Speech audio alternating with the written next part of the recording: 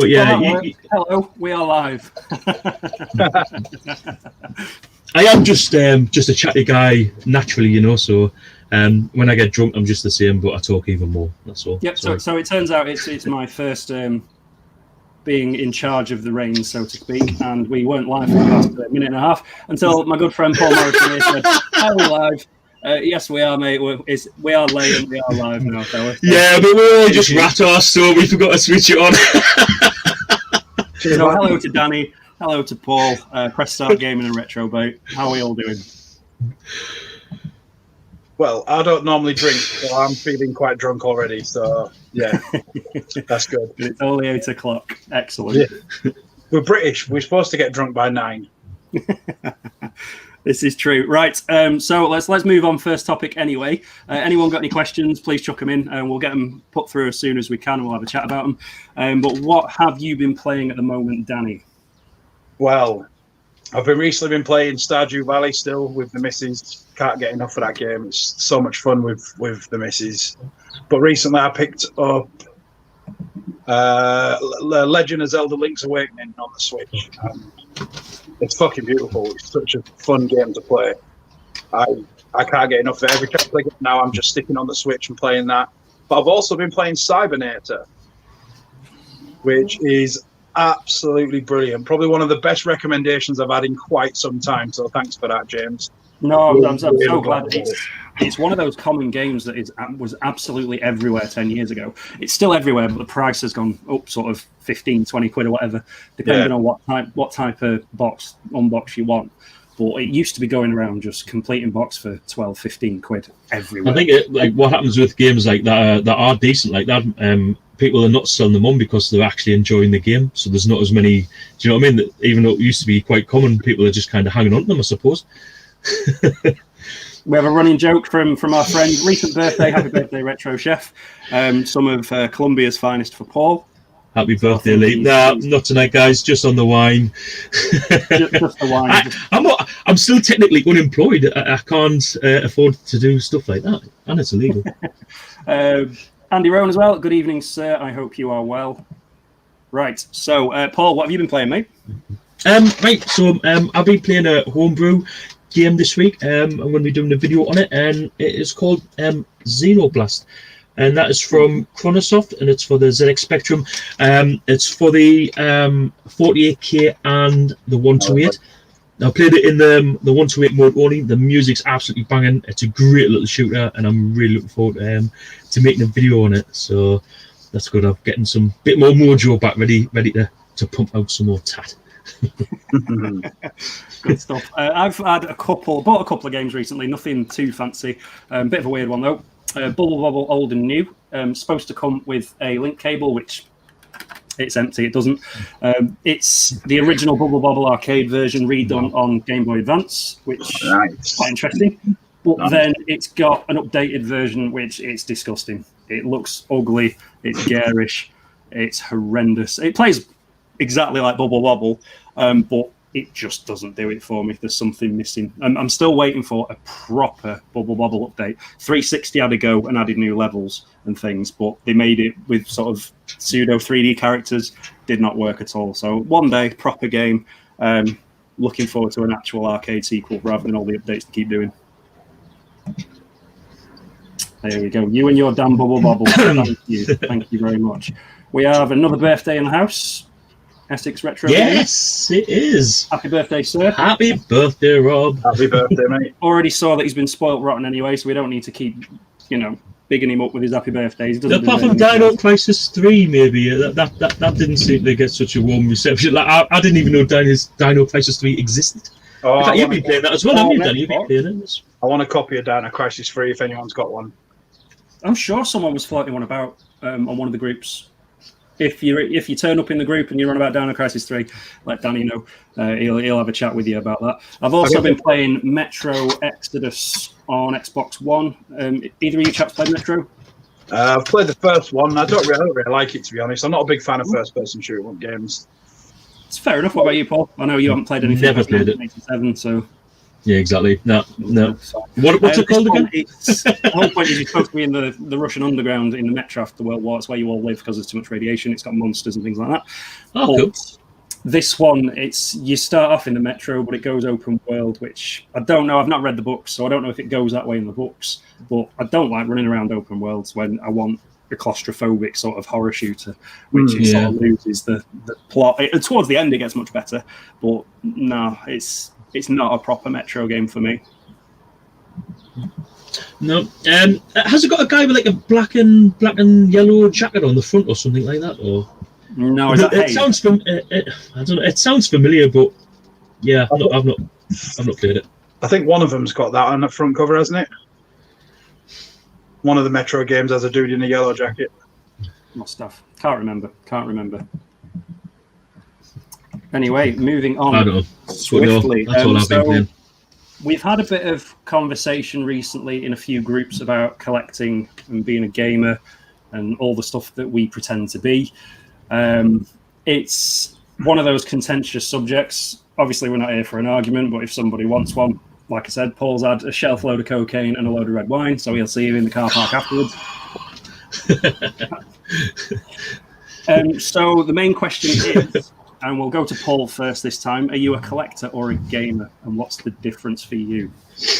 Well, I would say a lot of people have trouble answering this question, but personally, it's an easy one for me to answer because I go from one to the other. Like I go through stages. I go through stages where I like to collect stuff, and I'm more into doing that. And then I'll go through stages where I'm quite happy with where I am, and I kind of play a lot of the games that I've bought. And especially recently, with becoming unemployed, like I didn't have the disposable income to spend on games.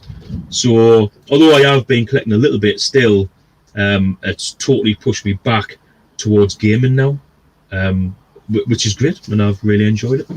So I would say I'm kind of both. It just depends. It just depends on the time. So yeah, definitely go through phases. See, there's an interesting argument counterpoint. So true. It's fair. When you're a Commodore fan, you don't buy a CD32 because you want to play the games. You're buying Amiga 1200 if you want to play CD32 games because it's just a lot easier, which is what I do. But when you're a Commodore fan, you buy a CD32 because you always wanted a CD32 when you were a kid and you never got one. And yeah, it's obviously like a novelty value sort of console. The games are not fantastic. The controller's horrific unless you've got the Honeybee, which is a lot better. And yeah, all the games that I can play on it, I play on the Amiga 1200. So yeah, he says he's buying this up, but that's my honest answer towards it. If you had the top 10 consoles in the world, it wouldn't be anywhere near. It probably wouldn't be anywhere near the top 20, if not more. Do you know what I mean? But yeah, it's more the collector within me than the gamer. Although I do play Chaos Engine, and it's absolutely cracking on the CD32. That's it. It's a very good version, but I would never play something like Beneath the Steel Sky because you can't fast forward any of the speech, so you have to sit and listen to it all. Whereas on the Amiga, it's just text, so you can just like flash through it, you know.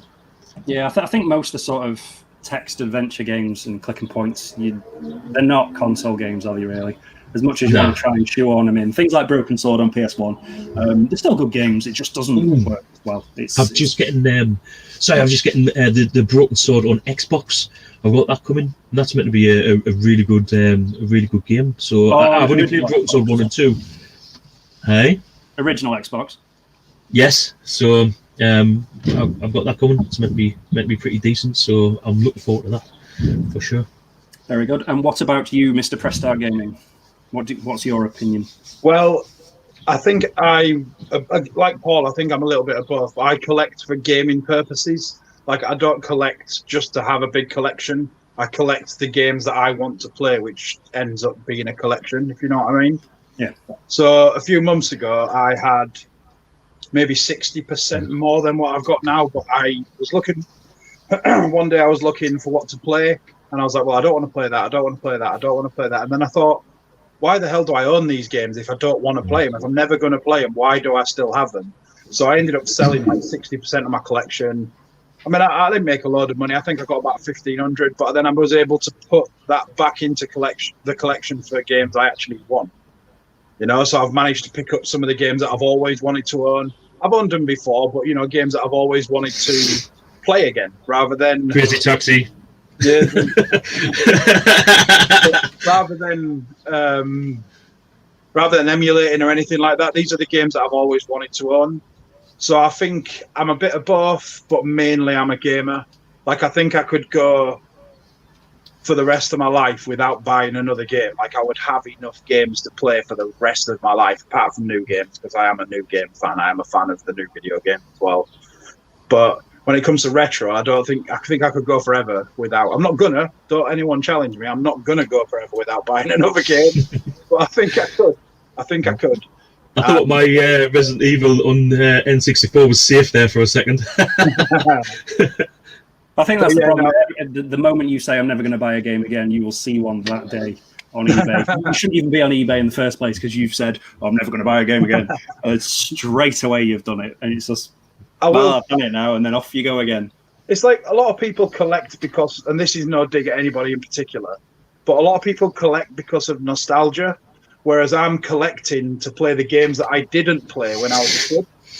That's a good way of going. Yeah, I didn't have the SNES when I was a kid, so that's why I bought the SNES, and I'm buying like quite a few games on it because I never got to play them as a kid. I'm just glad you're buying every game that I tell you to. I have, mate. So far, I have. The thing about buying games when you haven't got nostalgia is, as well, I think when you've got nostalgia, you're willing to pay that a little bit more. Like, maybe you shouldn't have gotten that one. Do you know what I mean? Whereas if you're buying the games to play, you'll just be like, oh, another one will come along. Yeah, like I think, that's how I feel. Isn't that an issue though? Like, willing to spend more just because you liked it when you was younger, then you're putting the prices up for everyone else who everyone at some point tries to buy their youth back, and this is how we do it. I get it. No, like I said, I'm not putting anyone down who collects fun. Oh no, I've got a lot of stuff behind me that I bought because of nostalgia, but I don't know. Like, my good friend, I won't mention names because I don't want him to think I'm ripping on him, but he's buying a lot of games because he played them when he was younger, and I just think to myself, if you've already played them, why are you buying them again? Like, I understand if it's like a mega game that you loved, but if it's just it's a total nostalgia. If it's a throwaway title that you enjoyed when you was a kid, like, I just don't see the point in buying it again. I don't know. Maybe I'm weird like that. Maybe I'm the odd one out. I'm not sure. But I'm go on. I was going to say, for me, a perfect example is my Amiga games collection. And when I do an Amiga game, I always call it pure nostalgia because I only buy Amiga games that I have nostalgia for. So, and a plus point, there isn't that many really that I have really strong nostalgia for because I just kind of played the same games over and over again. And yeah, it kind of works both ways, I suppose. I think the other question when it comes to collection or gamer is, like, I'm not the sort of collector or gamer or whatever you want to call me. I'm not that sort of one that wants it in boxes. Like, I don't give a shit about the boxes. If it came in plastic box when it was first released, then I want the plastic box. But if it came out in cardboard, I don't care. I'll have the cartridge on its own because the chances are the cardboard is not going to be there. It's going to be terrible, or there's going to be another collector who wants the boxes. Do you know what I mean? For Roach. Well, I mean, so how do you feel about opening sealed games? Well, to be honest, I'm not fussed. Like, if you pay money for a sealed game and you want to open it, fair enough. But if you just come across a sealed game in the wild, and say you come across a sealed Dreamcast game and you know that one of your mates is a Dreamcast collector, ask them first if they want to swap. Like, the seal. Yeah. If you've come across it in the wild and it was dirt cheap, the seal didn't cost you anything. But if you buy a sealed game with your own money and you want to open it, fair play to you. Oh, yeah. But don't open it to try and get a rise out of people. Yeah, to spite someone. Yeah. Well, it's kind of like the people who buy a PS5 just to smash it up to say, haha, I've had a PS5 and none of you can have it. Do you know what I mean? It is a bit silly, but if you've bought a game, if you bought a sealed, So, do people actually do that? oh, I don't know about PS5 and that, but I remember when the PS4 and Xbox One came out, there was a few rich boys who was buying them and just smashing them up to say, "Haha, you can't have it," sort of thing. What? Yeah, there's no need for that. That's like the next level of dickery. That is like how to be a complete bell end in one easy step. Why would someone do that? That is unreal. Yeah. For fuck's sake. Beach gamer there, Shadowrun as an example.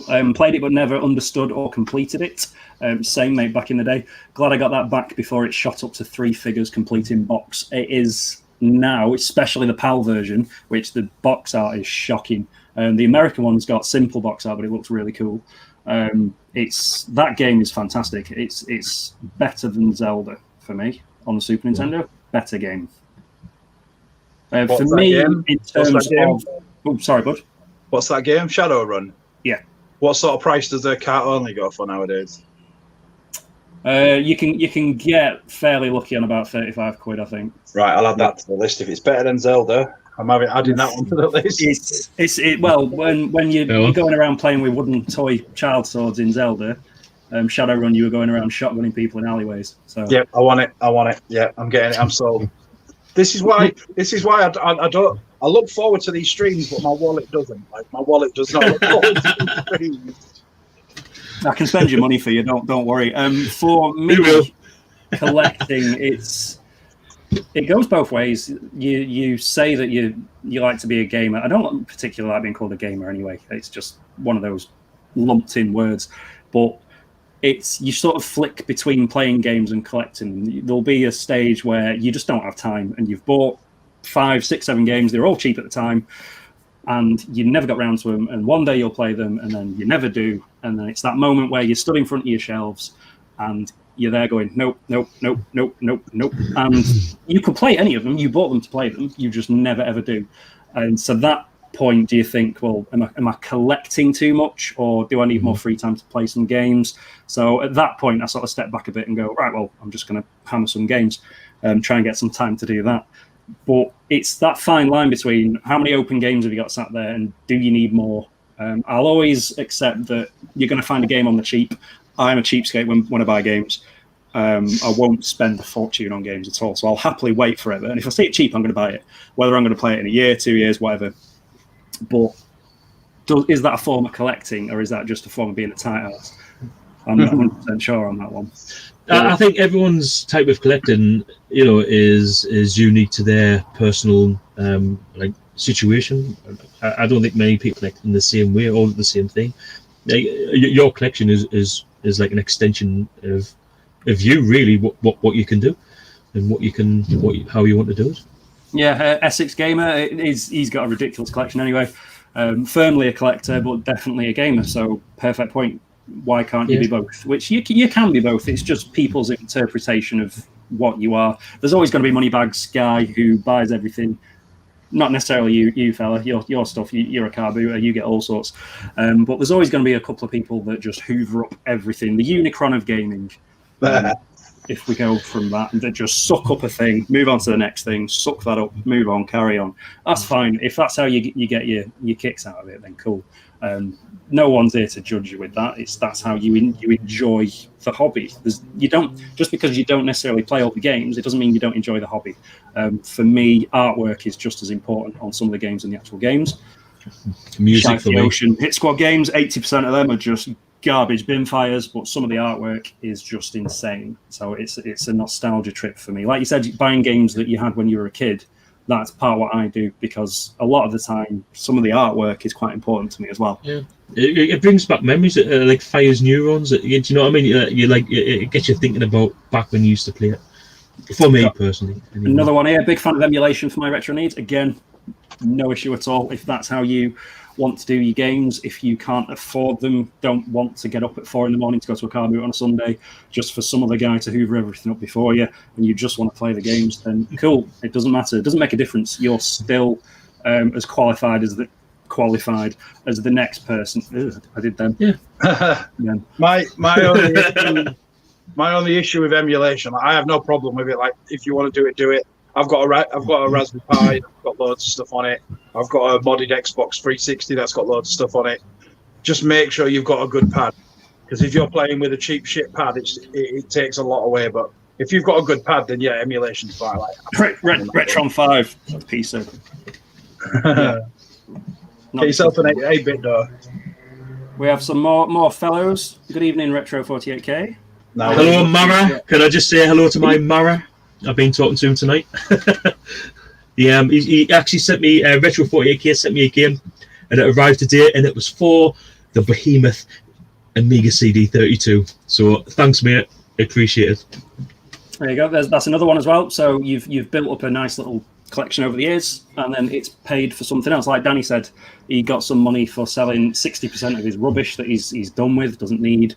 That comment above before, where he simply doesn't have room. So I suppose that pays for more things that you do want. It's another way of looking at it. Absolutely. Is a collection or collecting, is it an investment sometimes, do you think? Not for me. No. I don't like that way of doing it. Again, there are people that do it, but for me, it's the whole point is to buy them, to play them, to enjoy them. That's the sort of bottom line. To buy them because you want them. If you're buying things as an investment, you're taking it away from other people who could have it because they want it. And I'm not a fan of buying and selling. I definitely think it. A couple of newbies in. It happens like. Oh, it definitely 100%. happens. We've also got a question for Paul. How many bottles tonight, mate? Just got the one bottle tonight.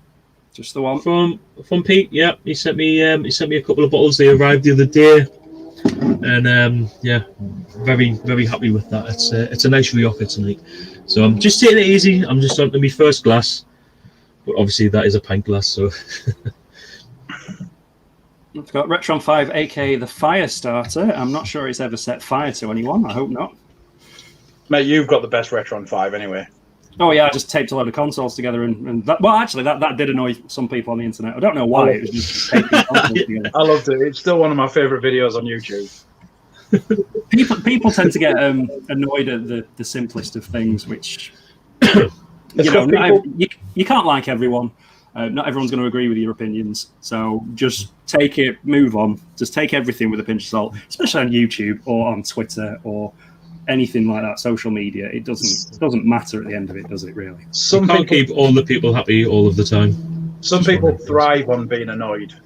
Yeah, they do. They thrive on being offended, and in my opinion, like, I ain't got any time for people like that. I don't do that on the internet. I do that in real life. I thrive on being annoyed in real life. Yeah. Yeah, it's amazing. Some people are only happy when they're pissed off. I'm as nice as pie on the internet, but then in real life, if someone pushes in front of a queue in co-op, then yeah, I'm going to kick them out. I always, it's when you hold the door up for someone and they don't say anything and you go, "You're welcome." Like, fucking say thank you. Manners cost nothing. It costs exactly. time. This is the best point right there. Life is a lot less stressful if you just keep scrolling. Exactly. Absolutely. I don't use. I'm quite fortunate with Twitter. I've got a nice little community of like-minded idiots that I don't go scrolling or searching for arguments. You do a live stream stream with the things that I like. I know Danny's the same on that because Twitter's just a mess at the best. Can you remember how long it took me to actually go on Twitter? And I was like, nah, I can't go on there. I very rarely go on my Twitter wall. Like, all I ever do is I'll post things and talk to people who comment on them, and I'll talk to the people who tag me, and I'll talk to people via the messenger, but I very rarely scroll through the wall to look for new stuff. Although I did it today, and I'm glad I did, because they've just announced a new Time Crisis, haven't they? Not Time Crisis, Time Splitters. Oh, really? Yeah, the old pub. God, I shouldn't drink. The old pub. The people who made Time Splitters 1 and 2 have got back together and reformed the old development team, and they're making a new one. Speaking of Time Splitters, there was. I got sent a article. I don't know the truth in it at all, or whether it's true or any of it, or whether it's hearsay. The Homefront Revolution. Apparently, there's code in that has the full version of Time Splitters 2 in HD. Really? Made. Don't know if somebody wants to look into that and see what the truth is, but that'd be quite interesting. Homefront Revolution is an absolute steaming pile of dog shit, so I'm not surprised no one found it. Well, it might have a hidden copy of Time Splitters 2 in there. They put it in there just like, oh, by the way, if you want to buy it, if you want a HD copy of Time Splitters 2, but they're so inept, they just didn't tell anyone. They just forgot to tell anybody. About time they did a new Time Splitters. Well, ask EA because they... Yeah. Pardon me. Too busy shoveling out Star Wars shite. Sorry. Yep. Not disagreeing. Right, so next topic, depending on what you chaps had brought to the table. I know Paul's got a doozy if he doesn't break his foot if he drops it. 2 items that you have in your collection, staying on topic, that are rubbish, that you deem rubbish. They're not necessarily rubbish to someone else. But you've got them in your collection just for the sake of owning them, please. After you, Paul. Yeah, my first one is a game, Super Jimtendo. You are a Super Nintendo guy, right? And this was a fantastic game on the Super Nintendo. Commodore 64 port was absolutely horrendous. But a few years ago, in my wisdom, I decided to start collecting blue label kicks for the Commodore 64, and I had to buy this game, and it cost me more than what I would ever want to pay for this game. And that game is, if you can say that, Street Fighter 2 on the Commodore 64. This is a game I literally only own because I was collecting blue kicks, and I knew it was terrible. And I still paid out money to buy this, and it's just shit. So this is something that I've bought literally for collection purposes only. But if you are collecting blue kicks labels on the Commodore 64, anyone who's watching, it is for sale because I don't collect them anymore. It's an awesome game. It's in fantastic condition. So yeah, I'm just going to put it back here. But it will go. It will go eventually. But yeah, that's my first item. Salesman. That shelving's new. Yeah, I got it. I got it the other day. I bought it off a guy off Facebook. I think it was £9 or something like that. No, it's decent. It's cool. Yeah, it's good. Yeah. So it's basically because the display shells I've got for the hit squads. If you buy 2 of those, you can get like a Spectrum, Amstrad, and Commodore 64.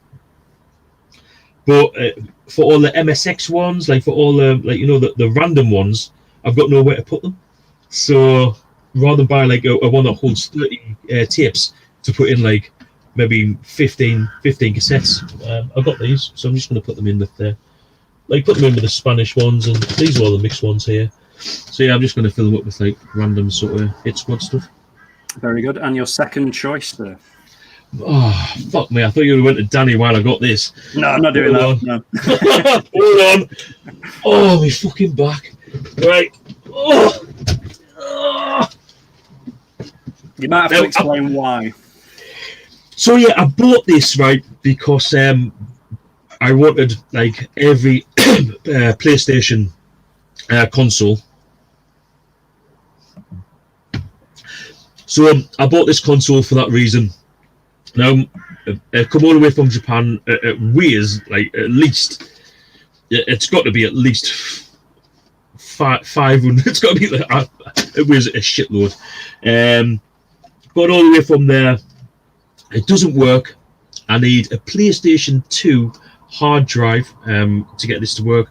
Not many PlayStation 2s have a hard drive, and even if they did, they're going to be like, 20 years old now, so they're going to be knackered anyway. But my other item that I bought literally just due to collecting, which actually is rubbish because it still doesn't work, is the PSX, the Sony PSX. And honestly, guys, this is heavy. It is real heavy, but she's a beauty. Like, really, really good looking machine. And if it worked, I'd be absolutely over the moon. But yeah, it doesn't work, and the chance of us getting it to work anytime soon, very, very slim.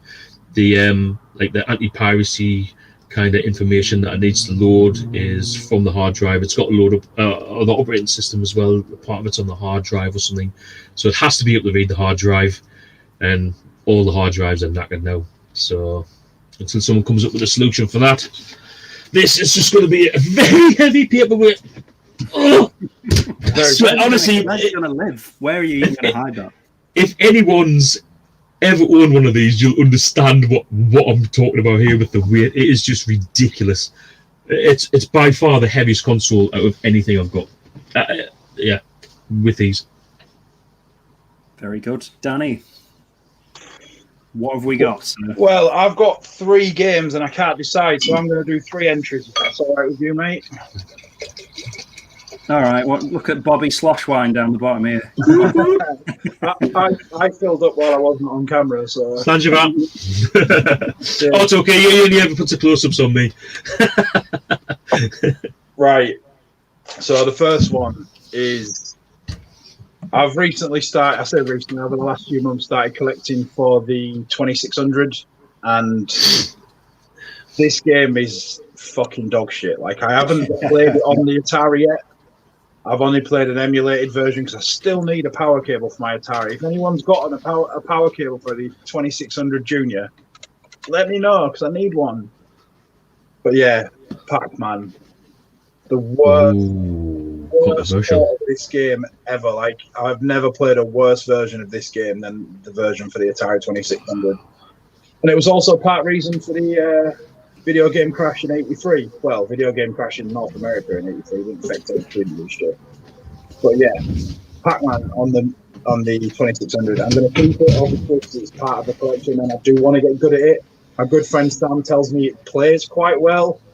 I don't believe him, but I'm going to definitely give it a go when I do get a power cable. And he says it's actually quite fun to play, but I don't see that being possible. So the next one is on the Mega Drive. Now, as I've got a little bit older, I've realised that the 16-bit era isn't as good as I remember. Well, the Mega Drive, let's say, isn't as good as I remember.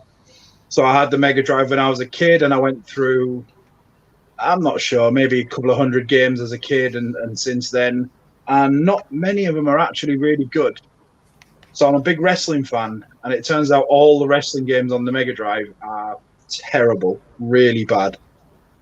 But I love wrestling, so I'm going to keep the games because I'm eventually going to do a wrestling games video on my channel.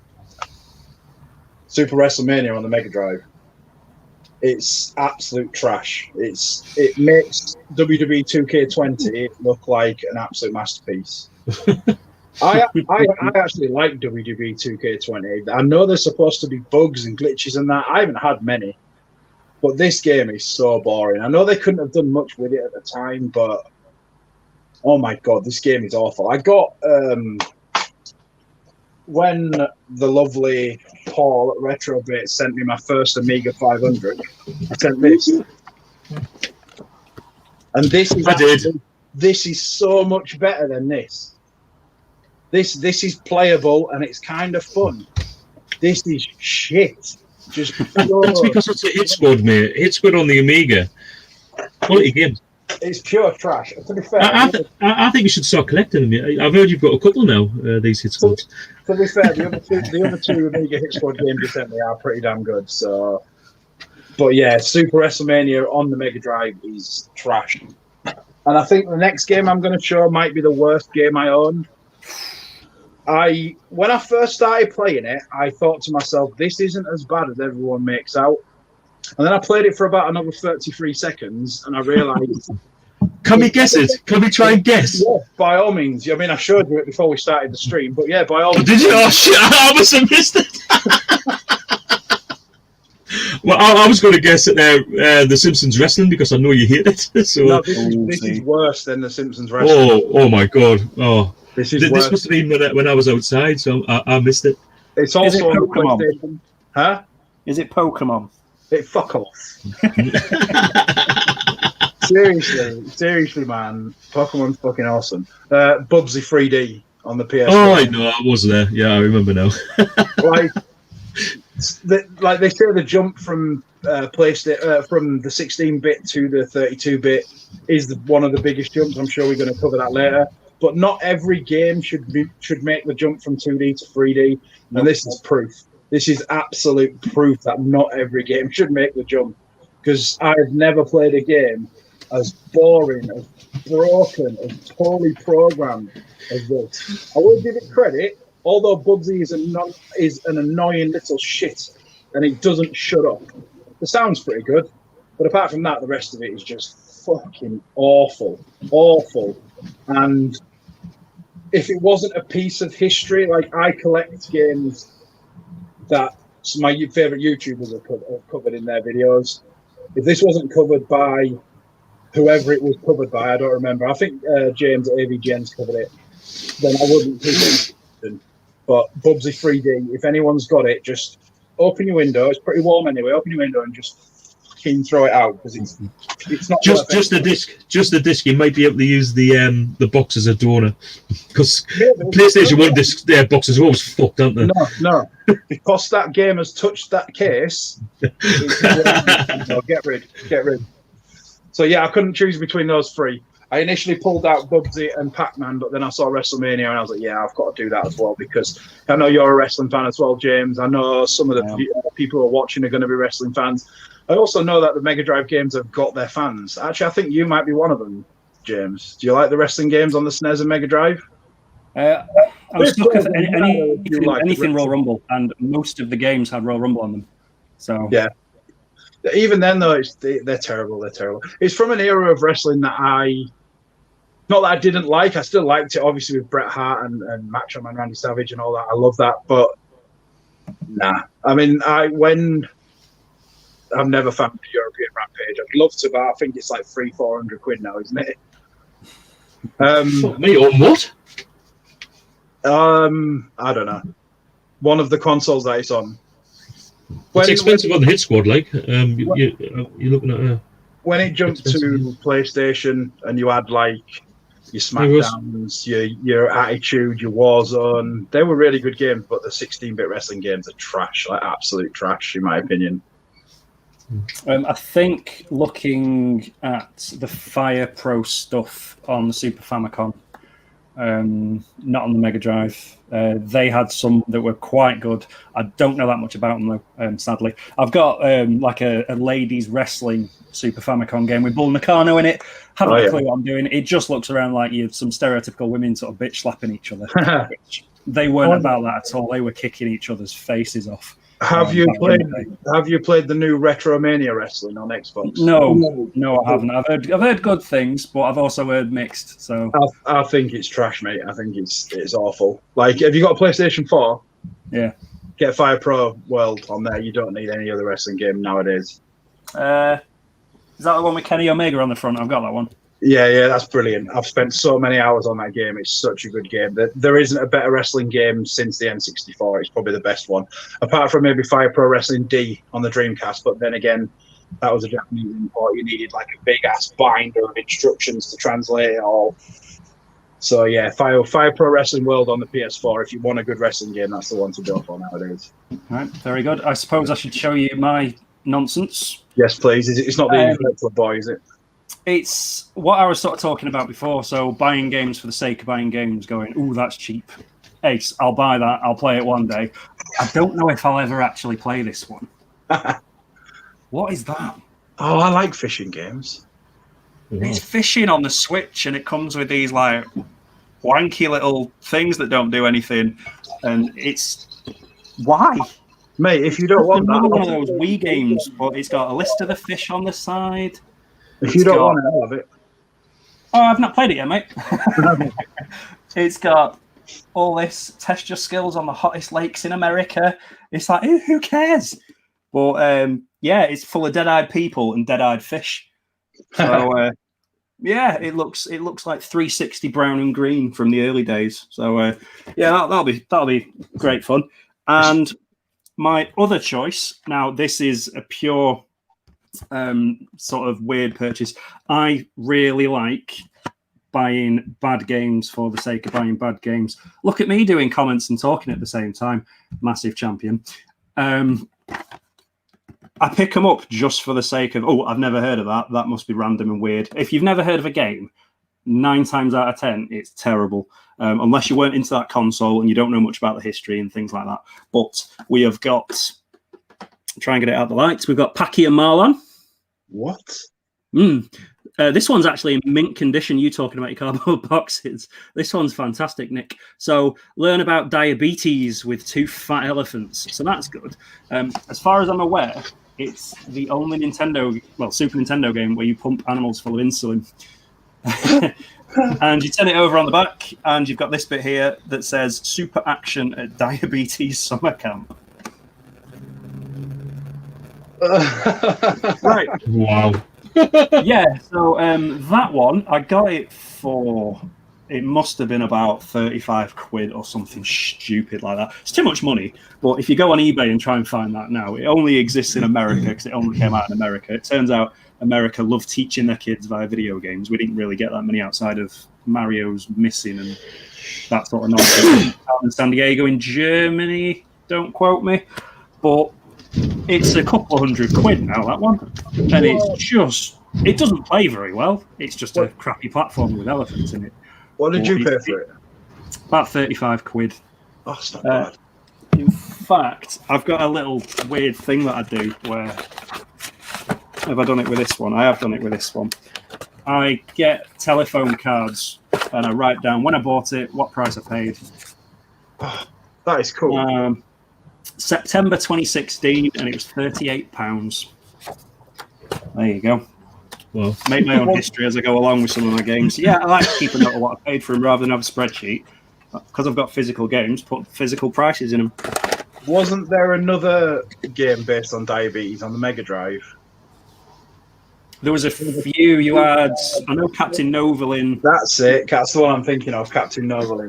Was that on the Mega Drive? I only knew that on Super Nintendo, that one. I think so. Maybe I'm wrong. Maybe it's the Jimtendo.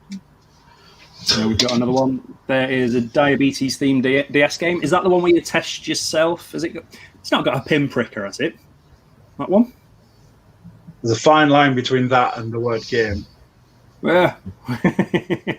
I've never ever played a diabetes game. I've seen a cool game on the Spectrum, and I think it was to do with drugs. Like it was an anti-drugs game. I've seen a couple of reviews on, and Strange, wasn't it? Well, was it Zamo or something like that? Somebody just saying no. Yeah. Did you ever play the Grange Hill one on Specky? Me, nah. Right, there's a bit in that where you meet a drug dealer in a park and he sells you drugs, and if you buy them, it just says at the bottom, "You took drugs, you are dead." Yeah. The end. Don't do drugs. I've watched a playthrough of that on YouTube. Yeah, I've seen that. Yeah. That is fucking funny. Is it that? I'm sure Kim Justice did it, or Ashens. Yes, or it was Kim Justice. Like that. It was Kim Justice. Is it the game where you just die in the most ridiculous ways? I think so. I've not played it. It's fucking Grange Hill. Like buying drugs. How many ways did anyone die in Grange Hill? Fucking hell, you're talking proper back in time. I remember watching it. School days. But fuck knows. I've just bought School Days, actually. I've got that. That's sort of. That's a great game, School Days. Yeah, really that's a really good game. Is that the one where you can rename the teachers and the kids and stuff like that? Yeah, David plays retro games badly. He put it on his, and I bought that. And the guys who made that also done. Well, someone said, "Oh, you might like a game that's similar," and it was like a detective, and you called Sam. I don't know if it was made by the same people, but yeah, definitely it's cracking little game. I really love little kind of adventures like that on the 8-bits. Oh, here's just an example of collections gone mad. I own nearly 35 Sing Stars. this man's that many? Hollywooding to himself, I think. That's kind of like me with wrestling games. I think I've got about 32, 33 wrestling games now. And a lot of them are like the 360 version, the PS3 version, the Wii version, but I want them all, man. I want them all. There was at one point, the wrestling ones specifically just turned into FIFA games. Yeah, they're still like that now. UK one. Yeah, still like that now. Although I did pick up Crush Hour the other day, WWF Crush Hour. That is one bad Bad game. Really bad game. Have you heard of that one, Paul? It doesn't sound like there's many good wrestling games. No, have you heard about that one? Look, this is like... Honestly, the last wrestling game I played was SmackDown or SmackDown 2 on the PS1, PS2. Well, Crush Hour is a little bit different. I'm sure Danny will explain. It's a vehicular combat game like Twisted Metal. So with wrestlers in. Yeah, the story is Vince McMahon has bought up all of the TV networks and things like that. And he's trying to think of new shows to put on. And he decides to give all the wrestlers different cars, different monster trucks and shit to attack each other with. Mate, it is woeful. I mean, I'm not the biggest fan of vehicular combat games anyway. I think they're vehicular. I think they're all vehicular. I think they're all a bit shit, but this is one of the really, really bad ones. Like, this is really bad. Well, that's the answer, because you've definitely spoke a lot about bad wrestling games. So don't get me wrong, bro. I'll avoid. There is some amazing wrestling games as well, but the bad ones outweigh the good ones. I think we've definitely got this for a topic for another day. I think for a more full episode of talking about wrestling. I think I don't want to say smack talking. Maybe. No, I think that one's taken. Or we could just have it raw smack talking. Oh, James, you need to just bang your glass on the desk so she knows to come for a refill. see how far. Oh, she's already been. He's prepared. I've been refilling as well. I'm almost. Let's get it on. I've almost finished the bottle, lads. I don't know what I'm going to do afterwards. Well, no more bottle. That would be the only other problem. I've got an exact pint of wine on the mark there to go. Right, that's how wine is measured. Let's do it. Right. So, staying on the collection topic then, if there was one console you'd like a full set for, can be anything you want, can be a computer, console, anything, what would it be, Danny? I'm just getting it. 1 minute. I think I know what this is going to be. Yeah, I think you do. I didn't fully prepare for this, but the one that that was it. Game Boy. Got the Game Boy. Okay. Why? What does it about the Game Boy for you? I don't know. Like what I said earlier, I'm going to totally contradict myself now because it's all about nostalgia. Like the Game Boy was the first video games thing that I ever had. I had it before I had the Atari, before I had the C64, I had a Game Boy. And I don't know. It's the games that you can play on it are surprisingly long. Like the good games are surprisingly long. So obviously, I know you guys are into it. But the Pokemon games, they take up so much time, and they are really fun games to play. And then you've got so many really good platforming games. You've probably got better 2D platforming games on there than you do on the NES. Like maybe not better, like the best 2D platforming games on the NES are probably better. There's more of a selection on the Game Boy. And also, I just love how the little carts look. I just think they look so pretty. And that's it. That's all I can say. Good reasons. What's, in your opinion, then, what's the best console for quality titles versus bad ones? Which one has the more quality and less bad? Yeah. Well, I've never owned one, but from watching a lot of videos on YouTube, do I have to have owned one and played one myself, or can I just say one that I haven't? Nope. Anything you like. It's got to be the TurboGrafx, surely. Like that had very few really bad games, but lots of really good ones. No, fair shouts. Paul, my friend, what are we going with? So the full set console of your dreams that isn't a PSX. Now I thought it was just like a full set. It didn't have to be for a specific console. If you want a full set, go for it. Well, I mean, I think you already know the answer before you've asked the question. It's obviously for a full set of these bad boys.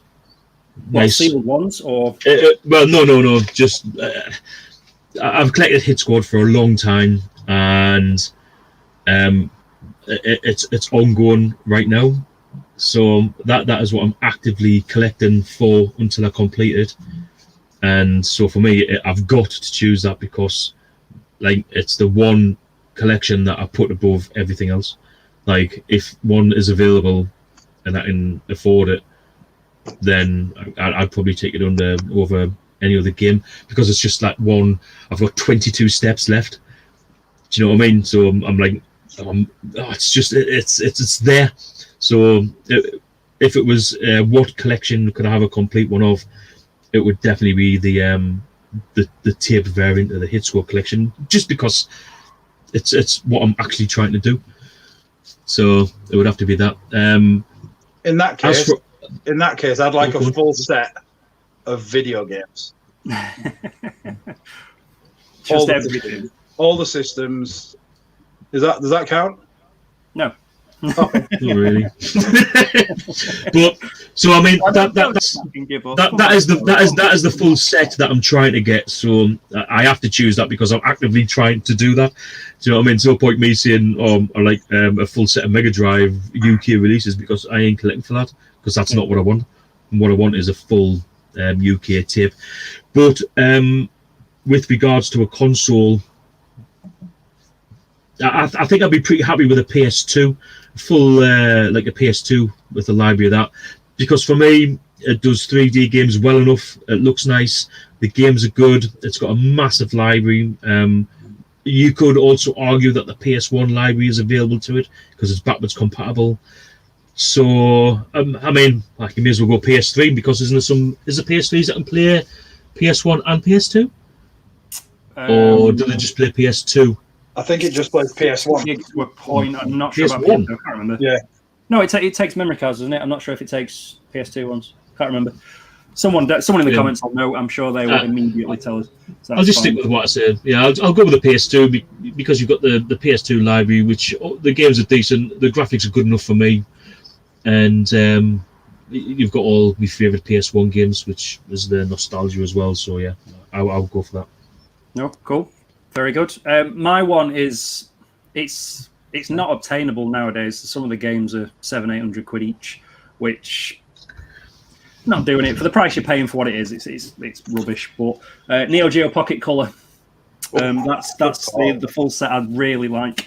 I'm 11 games short anyway, but there's only about 40 PAL games anyway. There's more in Japan. They've got all sorts of weird and wonderful games in Japan, because like handheld consoles that come out of Japan, they are only made for the Japanese, so they get more and more weird, obscure games. Same as the Vita, same as the PSP, 3DS. We were an afterthought in this country in America. The games that were made for it were designed for Japanese audiences to play on travels and commutes and whatever. But Neo Geo Pocket Color, for me, it's also got one of the best good games versus bad games sort of ratio. Apart from it's got so many fighting games, so King of Fighters, Street Fighter ones, things like that. But the downside is it's got 1,001 gambling games. So the Japanese obsession with gamblers, there's just too many. I think there's 3, maybe 4 out of the 40 games that are available. So 10%. Already that's a lot of percentage which is just gambling, which just seems daft. We don't need gambling games over here. We had enough with Fruit Machine on the Specky. Nobody wanted them after that. There was no need for them, was there? I can never understand why gambling games are so why anyone buys them at home, because at the end of the day you can't win any money, which for me is the whole thing about it. It's like the whole point of the game is to try and win money, and you can't. So what's the point? Yeah, that's exactly it. It's a lot of it must have come from gambling being illegal in Japan. I don't know whether it still is. I don't know that much about Japanese culture, but that's where the sort of pachinko big business came from, because that was their equivalent to gambling to a finer point. Again, don't quote me on that because I'm not entirely sure, but they had a lot of backdoor gambling dens and all sorts, and there was a mass crackdown on gambling, which that's why you make video games. If you can't gamble, then you play a video game. Just talking about the Neo Geo Pocket Color for a moment. How much does one of them go for now, unboxed? Unboxed, £60, maybe. Is that it? I might actually get one because I really, really like the Sonic game on it. Yeah, it's a really good version of Sonic 2, actually, but it's got Sonic 3's music. which is quite a cool thing. It's got some of the tracks off that rearranged. I'm assuming you guys have collections within your collections as well, like little mini collections. So like I've collected wrestling games, and I'm also collecting Resident Evil games, and I'm looking also to collect all the Sonic games. And that's one Sonic game that I want, but I won't buy a game for a console I don't have anymore. Like I used to buy games for systems I don't have, but now I won't do that. That is like my number one rule. I don't buy games for consoles I don't own. It used to be Resident Evil 2 for me. Retro gamers money for him. I've never had a Neo Geo Pocket. You will after this, mate. What's that? Essex Retro Gamer. He's never had a Neo Geo Pocket. I was going to say, well, maybe your girlfriend should have got you a better present, mate. Yeah. Sorry, dude. I did see on the group that someone got bought a Vectrex off their girlfriend. Wow. I mean, I was happy with mine. I managed to get one for Christmas with everyone's money on it together. But, wow, your girlfriend buys you a Vectrex? Didn't Lee buy him a car? For Christmas, my missus bought me an N64, so the less said about that, the better. The heart was in the right place. It was. It's retro gaming. But if anyone does need a spare Nintendo 64... I do have a lot of letters that keep blowing around, mate. I could use it to stick that on top of it. No, I've got the PSX for that, mate. I swear, you can weigh anything down. That'll hold open, like... I don't know if you've ever seen Game of Thrones, but the door at the end, just put that in front. Nobody's going through that. I swear, that thing. Fuck you know. I've never seen Game of Thrones, to be honest. I'm one of the very few that haven't. No, I haven't actually. Not a single one. Do you know? I know the ending. So yeah. I read the first book. I quite enjoyed the first book, but I'd never bothered watching the TV show. No, I'm years behind. People are, watch this show. It's like, I might one day. I've not watched Breaking Bad, for example. I haven't either. Anarchy or... I've tried, and I got. Do you know what? I have actually seen it, and I did want to watch it again, but I found it hard being a program I could watch again. I really want to watch Lost again. I want to try that because when I watched Game of Thrones, like I got to series 5, and then I had to start again because I last hadn't seen it, and then I can't believe how much I missed in them first 5 series. And like, there's a lot of like play on what's happened. You find out later on in Game of Thrones, and obviously with Lost, it's the same. Do you know what I mean? There's like things happen that you don't know why at the time, and it'll be interesting to watch it again when you actually know why like something's happened. Or so. Like the only recent show that I've watched recently, if that makes sense, is Brooklyn Nine-Nine. Like that's the only modern show that I've watched. Like I haven't watched anything else. I'm just not. Drive to Survive's good. Brooklyn Nine-Nine's really, really funny. But you see, I have a very small amount of free time. So when I have free time, I want to play a video game. I don't. Yeah, you don't watch much TV. I often say to you, like, "Are you watching this or that?" And you're like, "I don't watch TV." I watch Match of the Day. Well, that's it though. I didn't want to watch it last night. Fucking hell, we're going to be 2-0 off Lincoln. Oh. Another season in League One. We've got Lincoln. Sunderland haven't been on Match of the Day for years, bro. You're all right there. Don't miss it either. Never mind. See, we've started a whole new world here. We've got... Oh, that's back to Resident Evil, talking about films. It's updated my feed. Sorry, gents. Lost is proper shit. Proper shit. Breaking Bad is the best TV show I have ever seen. You have clearly not seen Fargo, sir. Fargo. You've clearly never seen. I must admit that the first 3 episodes are definitely Breaking Bad. That's the worst thing when you're trying to get someone to watch it. You've got to sit through the first 3 episodes, and they're like, "Are you for fucking real? Like, it is absolutely shit." I'm like, "No, it gets better," and it does. It does. So Lost just intrigued me. They've started their own little war now in the comments, so we'll leave them to that. Okay, let's move on. That's just the worst argument, though. When you're trying to get someone to watch a TV show and you say, "Oh, it gets better," it's like, well, no, I'm not. I know. But no, I've been watching Drive to Survive. It's like behind the scenes in Formula One, and like I totally fell out of love with Formula One. I wasn't enjoying it. It was really boring, and because I started watching Drive to Survive, it like starts off and it's telling you about all the struggles and day-to-day what goes on at the smaller teams, and then when there was a race on, I found myself like really rooting for the smaller teams to get to like 14th instead of 18th. Do you know what I mean? It brought back some passion, and I'm looking forward to the Monaco Grand Prix this weekend. And I'll be hoping McLaren do really well, and Lando Norris and George Russell. Do you know what I mean? It's really ignited me love for Formula One, and it's down to that show. Oh, I've got a question. Huh? Why does Danny have beef with Virtua Fighter? Because it's shit.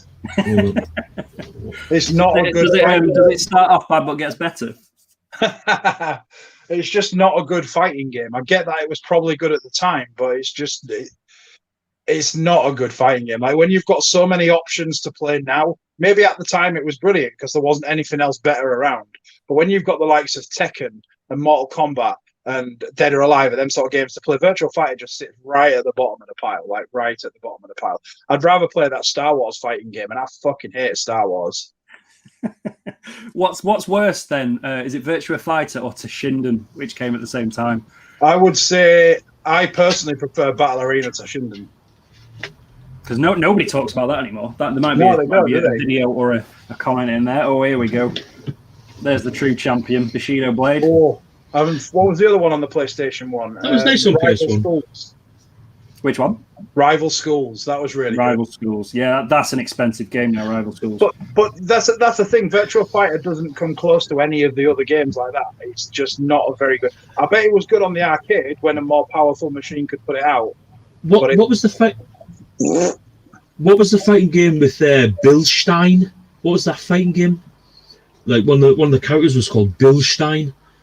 It was one of the first ever fighting games I got on the PlayStation 1. Was it 2D or 3D? Soul Blade. Is it Soul Blade? I don't know, but that game's amazing. Yeah, the adventure mode on that one where you got new weapons was quite cool. Such a good game. I need to rebuy that actually. I've just picked up number 2 on the Xbox. That was the one with Final Fantasy characters in it that was a bit... It was a decent arcade game. That one, though, from Stu the Chief. Guys had... Oh, sorry. We've got another one up there as well. And we also have Tobal number 1. It's just fighting games out of the arse now. They're coming thick and fast. That's what she said. Guys was... I remember it blowing my mind in the arcade. We were lucky enough to have it in Blackpool because we got all the arcades because it's Blackpool. And then it came out on PS1. You're like, wow! And it's the game's all right for 10 minutes, but then it has a full dungeon crawler RPG extra on the disc. Oh, really? Yeah, which was weird. It's not a great RPG or anything, but it's weird and interesting. It's like it was made on that Net Yao's PS2. Net Yao's, yeah. PS1 Didn't they have something? They had something like that in Tekken 3 as well, didn't they? They had all sorts in Tekken 3. They had the bowling and the final fight, and Gallagher was in it. You see, I just don't understand. Like, I got a lot of hate for my comments about Virtua Fighter 3 TV. But when you put it next to other fighting games at the time, like Virtua Fighter 3 TV was on the Dreamcast, and fucking Soul Calibur is on the Dreamcast, and Soul Calibur is incredible. And that comment, Jim kicks my ass at Virtua Fighter. Dude, I don't remember playing you at Virtua Fighter, so I might have been shit-faced. Doesn't mean it didn't happen. Doesn't mean it didn't happen. No means no. We had Thrill Kill as well, the dodgy band game that wasn't really that dodgy to begin with. Yeah, didn't that turn into Wu-Tang Taste the Pain? Pretty much, yeah. I like the Wu-Tang game. Murder. And then Beach Gamer is just taking the mickey, thinking there's not. I'll tell you what, Pit Fighter in the arcade was decent, but the home ports were terrible.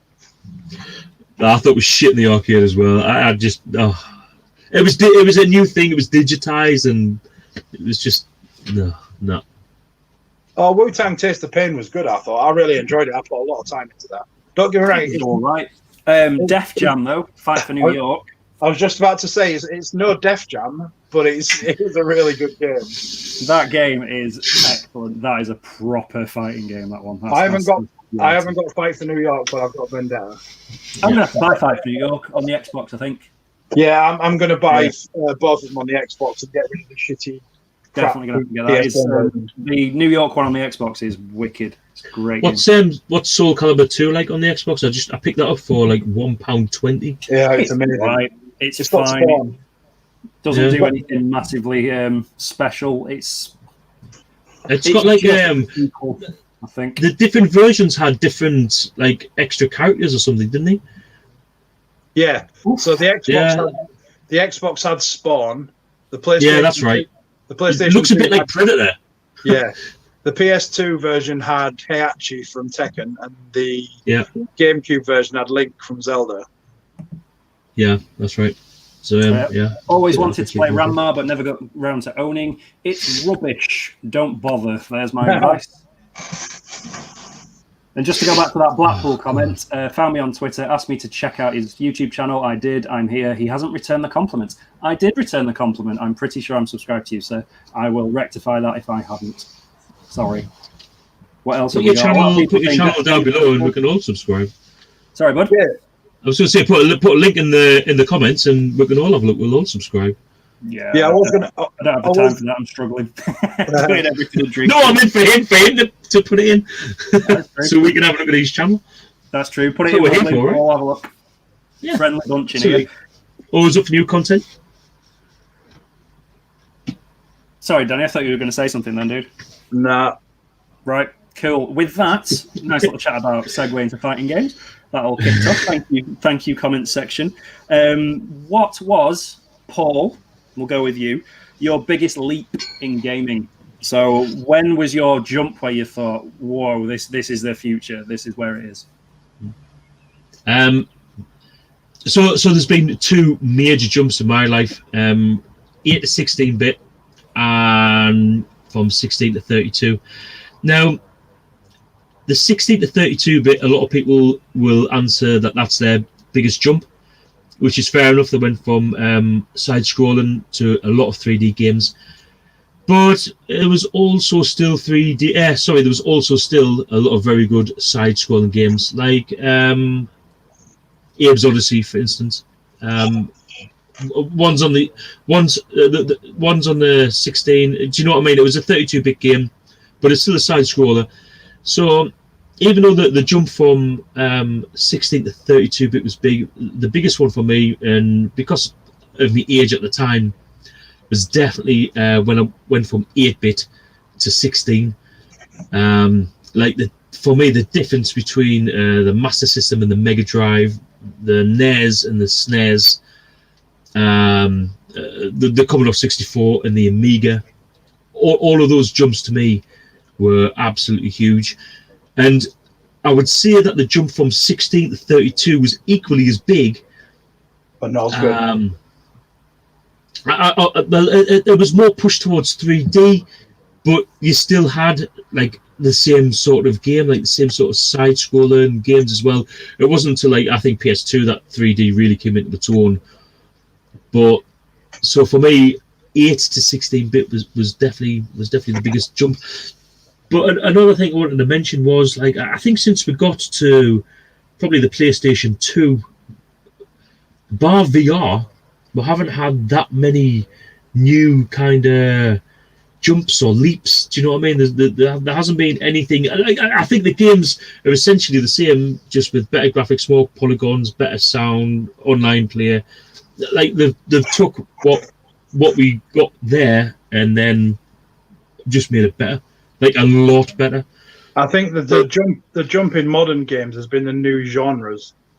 So, like, you never had, like, your survival genre game on the Xbox 360 and that. But did you not? Would you not class Resident Evil as survival horror? Yeah, it's survival horror, but survival's a totally different type of game.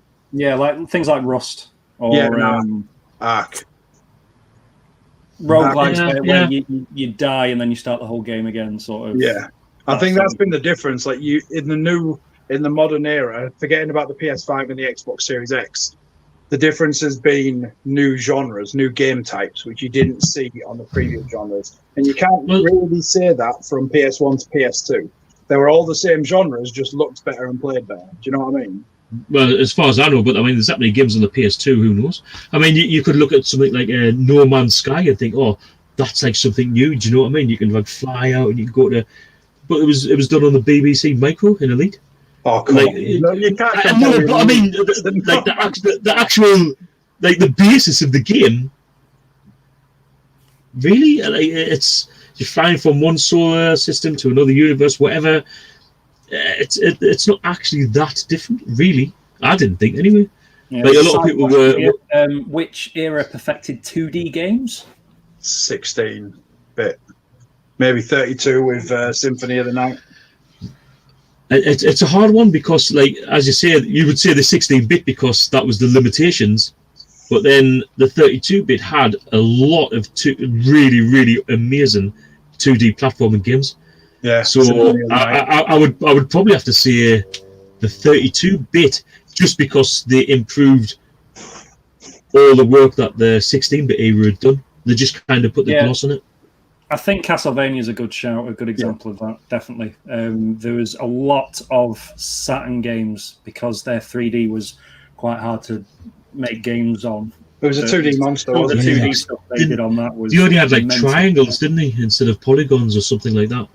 Retro 48K. I watched the video that he did about it. They had to work around it to make polygons, and it was difficult to program for. But some of their they did a lot of 2D games that the PlayStation couldn't run. Things like your Street Fighter Alphas, which are much better on the Saturn. Your fighting games, your Marvel games. Those I think ones. If you class them as 2D games, which they technically are in this example.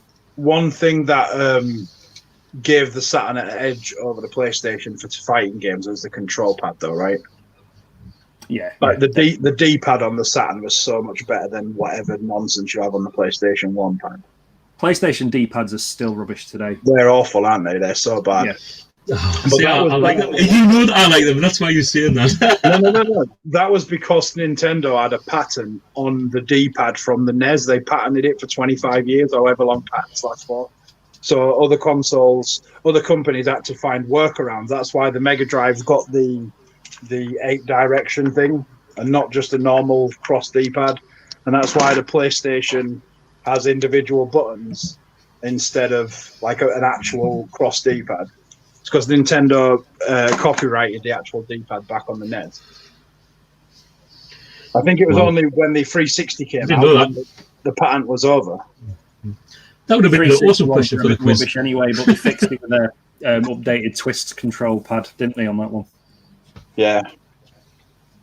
So, same question again to Danny. What was your big leap? Well, it doesn't get better than this. This is it.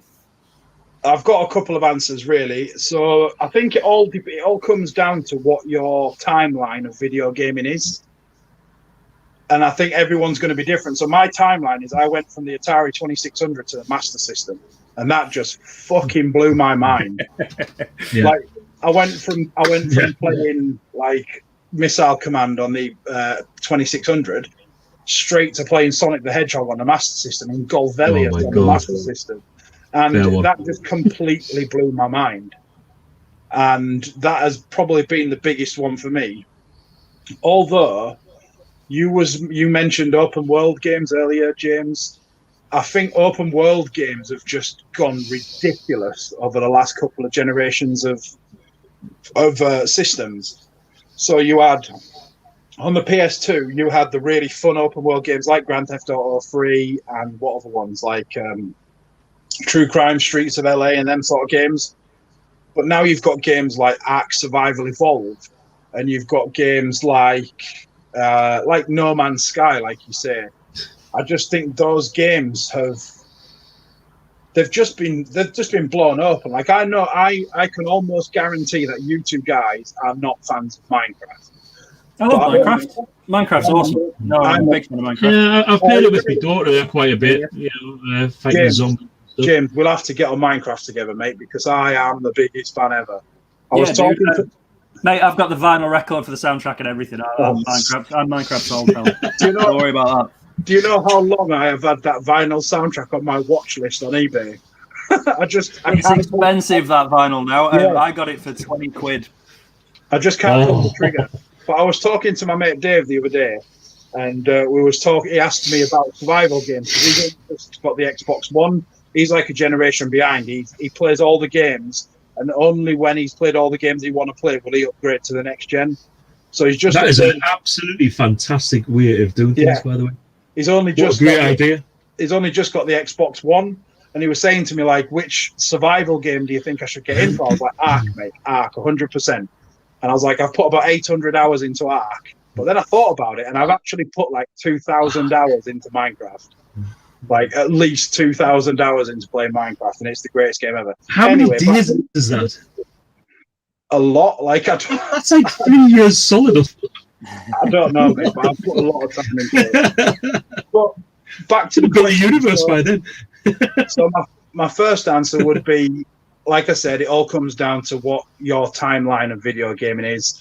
And for me, one of the ones was Atari to the Master System. And the next answer I have is when I jumped from the DMG Game Boy to the Game Boy Advance. Like, some of the things that you were able to see and do on the Game Boy Advance, you could not do on the DMG Game Boy. I didn't have a Game Boy Color when I was a kid, so that passed me by. I couldn't get my mum and dad to buy me one because, like, you've already got a Game Boy, but this is a Game Boy Color. Yeah, but it's just color. Like, stick with your Game Boy, you greedy sod. But then when the Game Boy Advance came out, even though it's not backlit, even though it's just a normal little, almost trash console compared to the SP, some of the games on there were just amazing. Like when I first played Advance Wars, I'd never played like any of the other tactical RPG games. Like I'd never played any of them. No, Advance Wars is a wicked game. It's so cool. So good. It's like Final Fantasy Tactics is the only Final Fantasy game that I really, really like. And that's a quality game as well. Yeah. So when I first played when I first played Advance Wars, I just couldn't believe what I was playing. I was like, is this even real? Like, you could never do that on the old console. And again, I know you guys don't like them, but the jump in is mainly just graphics and performance. But the jump from the Pokemon games on the DMG to the Pokemon games on the Game Boy Advance, it was massive. Like, can I just say it? I didn't realize that James didn't like Pokemon. Like, do you dislike it as well? Or I mean, was you not there for the I was steaming by that point. I haven't got a clue what was going on. It's not David's first RPG, man. Can I just say, I watched Pokemon, the cartoon, for the first time last Sunday. And it's excellent. I sat through it. It was my daughter that put it on. And I was like, "Oh God, it's fucking Pokemon!" And obviously, we had the conversation not so long before, and it was all right. It's a bit like the other thing where you collect. Is it like fighting like dragons and stuff like that? There's like a similar thing on the Switch, I think, but I think it's more about like dragons and like actual Pokemon. And I thought that game was okay. No, so Pokemon, yeah, if you're ever going to watch Pokemon, it makes it so much better that Brock in it, just every time you watch it, just think, you're a paedophile, you're taking children and women round the woods, and it makes it so much better. Promise you. It's such a dark cartoon, Pokemon. Promise it sounds you. dark. Sounds dark. Horrendous. But yeah, the jump from Game Boy Pokemon to Game Boy Advance Pokemon was really good. Oh yeah, that's right. Was really good. So yeah, my two answers is Atari to Master System, Game Boy DMG to Game Boy Advance. There's a comment. There's my mirror. The rest of the stream. Right. I just need to write down. It was at Retro 48K. Never check out his channel. His opinions are trash. All right, nice one. Next. Right. Anyway, my jump it isn't Pokemon, which it's for children. Is because thank you, two of them, because I was so spoilt, and the couple of guys in the chat that I know local as well. We had every third shop along the seafront was an arcade. We had everything for sort of 10, 12 years growing up. Arcades was our weekend. That's how we lived. Even when we didn't have any money, we'd spend time in the arcade just being mole rats, just looking at the attract screens and the demos, and you just that's it. That's your weekend. Not a lot to do in Blackpool anyway. Even though there's quite a bit to do in Blackpool compared Is to there other not places. still like arcades like that in Blackpool? Like, No, is it's not the same. It's all ticket No, machines really? and things. There's no big sort of old place where all the old arcades live, which I think hopefully Arcade Club. If somebody knows that fella in here, by the way, have a word with him. They're supposed to be opening one in Blackpool. Anyway, yeah, so we were spoilt with that. But then you go home and you're playing your Super Nintendo and thinking, oh, this is a bit shit. Obviously being spoiled because Super Nintendo was amazing. But when the Dreamcast came around, that was the first console where you thought, fuck me, that's arcade games in my house. The second I put Crazy Taxi on, that blew my mind away. Yep, there he is. It's such a good game. And it's the first instance where I ever saw an arcade game in my own house. And it's beautiful. And it just screams, hey, hey, Crazy Taxi at you. And you're thinking, this is it. This is it. This doesn't get better. And then you got, look at this. Oh, is that a copied game? Yeah, it is. I can't afford to buy Resident Evil 3 on the Dreamcast or the other way. There you go. And then we had things like Power Stone, Jet Set Radio, even Echo the Dolphin, and it's not a good game because it's Echo the Dolphin. There isn't a good Echo the Dolphin in the game. No, there isn't. There isn't. They're all absolutely terrible. But the graphics on that when you first loaded it up, it was just mind blowing.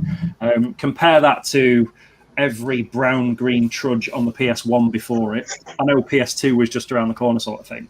But what would you rather play?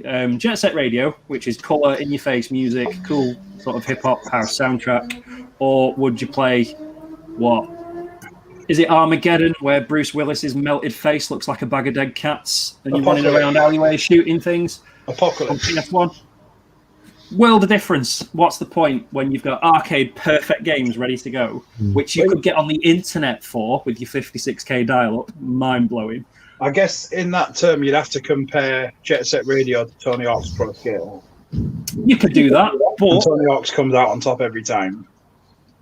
For gameplay, yeah, the graphics, no. Soundtrack's a difficult one, though, because the Jet Set Radio soundtrack is awesome for original sound. If the Jet Set Radio soundtrack's there, then the Tony Hawk soundtrack's up here. Ooh, which one?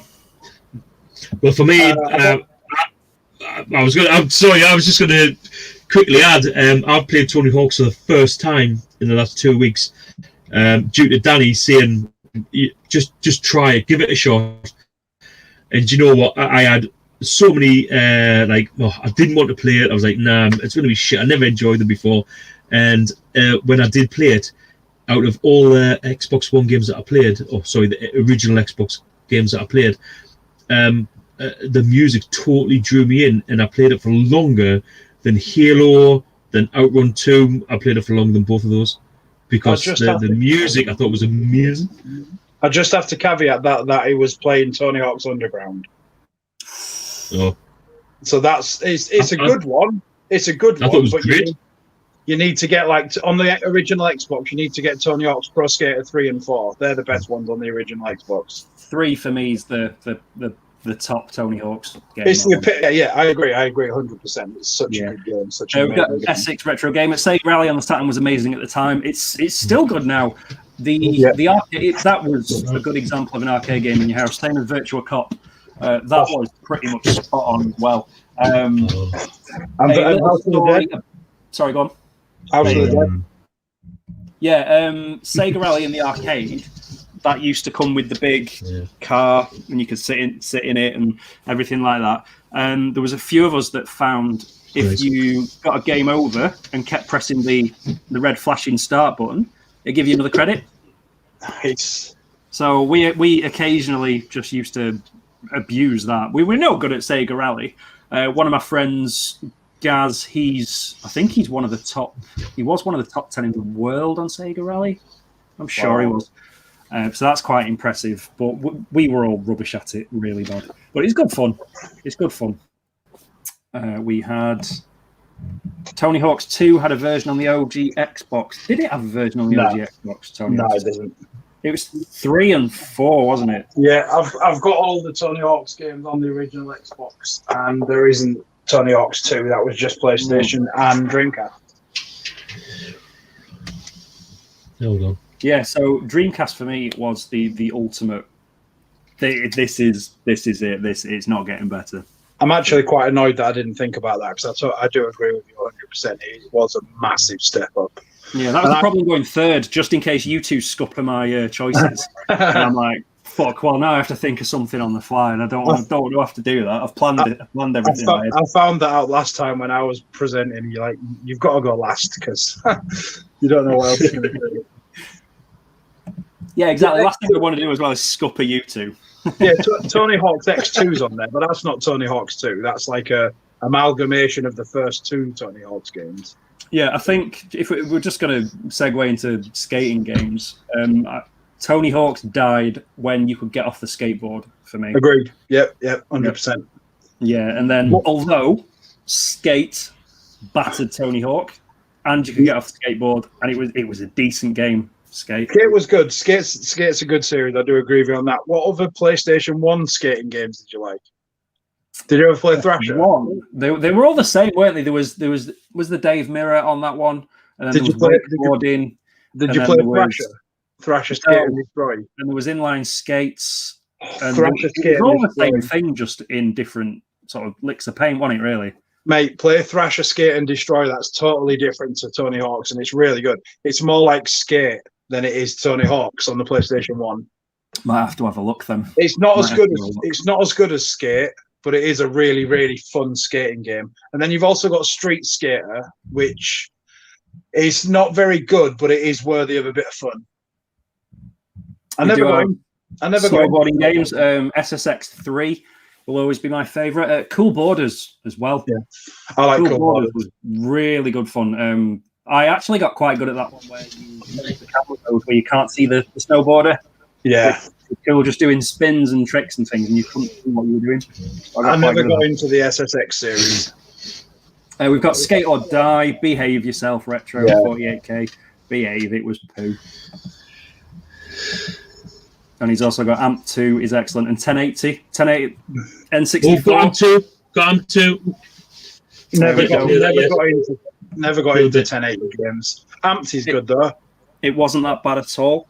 You see, for me, the Amped games were very much like the Saints Row games. Like they started out trying to be quite realistic, but then when they realised they couldn't beat the other snowboarding games, they just went crazy. And by the time you had Amped 3 on the 360, it was just this crazy, over-the-top snowboarding game. So Amped 3 for me is the best one, but Amped 1 and 2 are very good. I think you need to do that though. It's like Saints Row 3 went mental, and it was much better for it.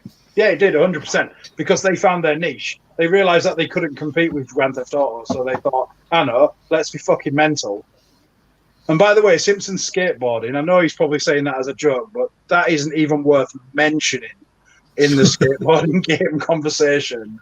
It's not. That was like second to bottom in my video that I did about all the Simpsons games. It was the second worst game. What was the worst game, Paul? What, for Simpsons? Oh my god, was that a hit and run? No, it was it's hit and run. The hit and run is my favourite. It's got to be, well, I know you absolutely detest the wrestling game. Oh, this hit and run. It's a two. You always get up. Simpsons Wrestling is the worst wrestling game I've ever played. Like, honestly, give me Legends of Wrestling, give me WWE All Stars, give me European Rampage, give me fucking WrestleMania on the Mega Drive. Like, the fucking. What's the worst Simpsons game then? Simpsons Wrestling. Yeah, that's what you agree. Yeah. Yeah, I'm going to go with. Have you played Escape from Camp Deadly on the Game Boy? Yeah, I've got it on the Game Boy. I actually don't mind it, mate. I don't mind it. Yeah, but then you like Pokemon, don't you? So, guys, I've just managed. Can you remember we were talking about Castlevania quite a while ago? I managed to get Castlevania Adventure on the Game Boy, which I'm absolutely dying to get, man. I cannot wait to play it. I've heard so many good things about Castlevania on the Game Boy. I've got Castlevania Adventure on the Game Boy, man. It's really, really good. What you should do, though, mate, instead of buying all the Castlevania games, because they are quite pricey, you should just get the Castlevania collection on the PS4. It's on Switch as well. Pretty sure it's on Switch. Yeah, honestly, I keep forgetting Paul's got a Switch now. Get it on Switch or PS4. Can I just say that I definitely play the Switch more than what I play the PS4 now? I mean, I don't play either very often. But generation, hands down. There's no dispute in that. It's such a good it's a shame. It's a shame Switch don't do like a VR sort of thing. I really, I love me VR. I do. I don't know why. Bye, Danny. Obviously, he doesn't like VR. But yeah, it's I love me There's only VR so many games. times you can say Pokemon is a bag of wank. He does like his Pokemon. He does like his Pokemon. Right. We're just saying like, don't mention Pokemon. Don't mention Pokemon. Right. Okay. Hi, Danny. Hello. I was sending a message into the chat between us three, and I pressed back too many times. Right. Amazing. No worries, mate. No worries, Danny. So just go back and play that Camp Deadly again, and then let me know how bad it is. I'm pretty sure I've got it. One game that you might not have played of it. Well, have you ever played Treehouse of Horror? I haven't actually. No. That's a good one. That's a good one. Although it's very much like Camp Deadly, so you might not like it. No, I won't like it because Simpsons games, apart from about 3 games, are bollocks. I agree. Have you played? I like the driving ones, but I think that's honestly about it. Like both the games on the Commodore 64 didn't enjoy, and the Amiga didn't enjoy. I like the Crazy Taxi clone. That's my favourite. I like that one. Yeah, but you haven't played Hit and Run yet. That's the best one. Hit and Run. It's like a Grand Theft Auto clone. Oh yeah, I haven't played that yet, but I do enjoy the Crazy Taxi one, and plus because like little dude who's he's only like 4, like he can like play on the like the non-story mode where you can just do what you want. And he loves it because like it's just a fun game for like a 4-year-old to drive a car and smash everything up. The Beach Gamer, I heard Virtual Bart is awful, and you'd be right. It is awful. It's a bad game. If you're lucky enough, I might send it to you. No, send it to me. Send it to me. No. I'm sending you a Vic 20. You've had enough. Oh, You've got enough. Hey, send it. I missed out on one, a cracker the other day. 55 quid, and it was boxed. And it looked absolutely immaculate. The only thing that could have made it worse that I missed out it was if it had the Pet 2K like keyboard. If it had the Pet keyboard, I'd have been devastated, but it didn't. But it was an absolute beauty, and I missed out on a Commodore 16 as well, boxed with everything included. That was 55 quid. But yeah, it was listed at like 8 o'clock in the morning. So for me, that's like proper party time. Like I've got the kids and everything. There's no between that's Danny between like 7:30 and 9:30. I am like, I haven't got a second to spare. You can't win them all. I think you still swear at me when what was it? It was a Commodore 64 box, 2 Vic, one of them boxed. It was a Vic 20 printer, and I got it all delivered to my house for free. So that was a good chuckle. Still don't know. Have you got that back yet? No, I'm still waiting for it to come back. It's all fixed, the Commodore 64. So thank you very much. Nice. Mr. Man, I'm not going to name unless he's not in here and he wants to be named, but I'm not going to name him anyway, just in case. But thank you very much. I love the community for fixing things and stuff, and I am going to sort him out. Well, I met Paul by him building me a Commodore 64, so yeah. Yeah, that's right. That must have been... That'll be almost a year ago now, because on Wednesday, when I've got the quiz, that's actually the first year being on YouTube. Nice. So that'll be like since we first ever upload. It was May the 26th. So how many videos? You're just a baby. You're a YouTube Wayne. That's what you say. Oh, just a Wayne. How many videos have you done since then? How many videos have you done since then? It's a few. I can tell you.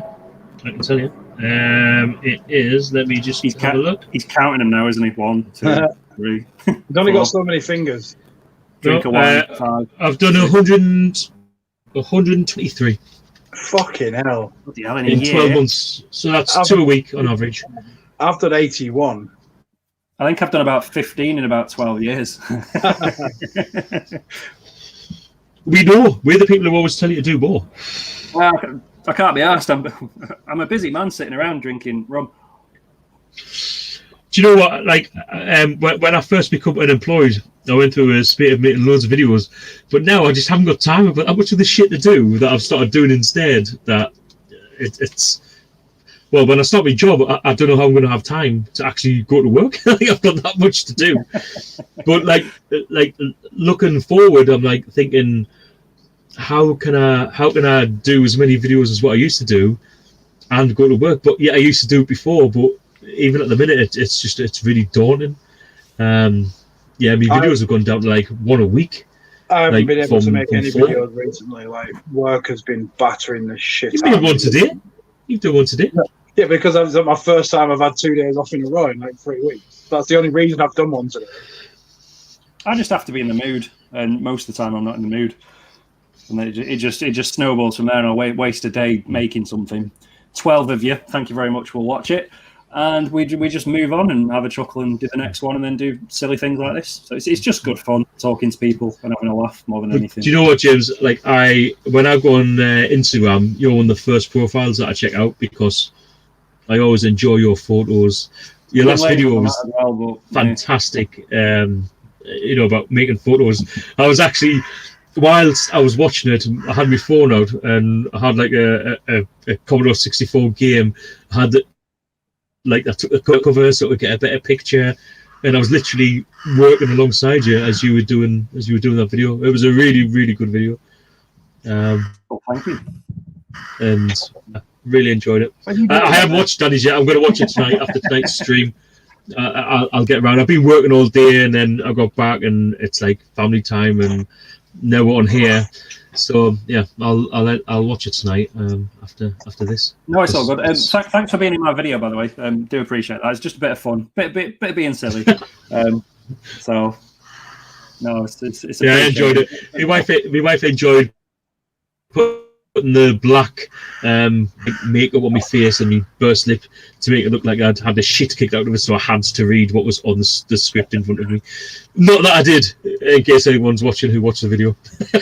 Because Jim's a real nice guy, and he's awesome. Yeah. Moving on swiftly, and I don't know who's got crows in their back garden. I'm looking at you, Paul. Yeah.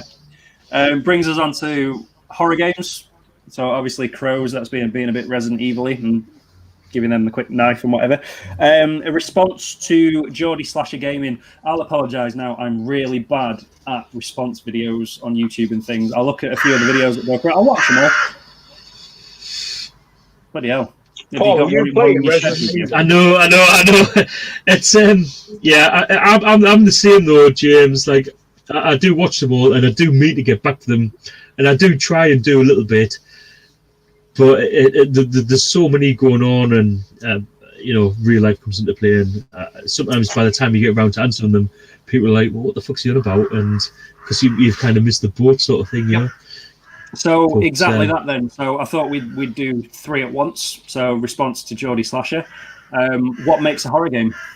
Paul, apart from crows. Well, for me, like I base my horror games on my what I like in a horror movie, and I'm not massively like a horror movie fan of like a slasher sort of thing. Like I do prefer a little bit of supernatural. I do like suspense. I don't like when people are running away, falling over all the time, and all this shit. Like that just frustrates me when I'm watching it.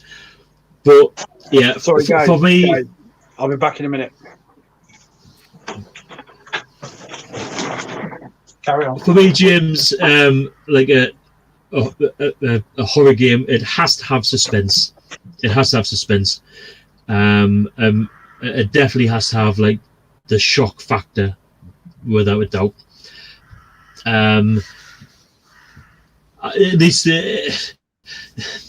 Like I watched Geordie Slasher's video, and he was on about you know, like the D-Day landings, like when you attack the beach on, was it Medal of Honor Frontline? was it PS2, PS3, something like that. And if you can imagine being on the boat, like I'm an ex-soldier as well, but like being on that boat ready to storm the beaches and seeing your mates getting mowed down in front of you, like that is like horrifying for you to be in that position. So in that game, that bit was like horrifying, but like I still class horror as like supernatural, zombies, vampires, you know, that sort of thing. So yeah, I think again for me, like the perfect horror game. It's probably my favorite game ever. It's like something around like Resident Evil 2, because you had horror, you had suspense, you had shocks because of the camera angles. You've also got like real violence in there. You've got lots of blood, but at the same time, you've got puzzles. You've got tactics because you need to know what to take with you, what you're going to leave in the box. So, Danny, I know you've just joined us again. You already know what game I'm talking about. And I mean, again, there's strategy, but there's also all them other elements to what I enjoyed in horror films in that game. Yeah, so that's why I would say that personally. That's fair enough. It's good timing, Danny. Paul's been filibustering, talking shit for 10 minutes. So over to you, fella. Now it's my turn. You mean 1 hour 41 and 5 seconds, right? I think we mean like 42 years and. Fuck off.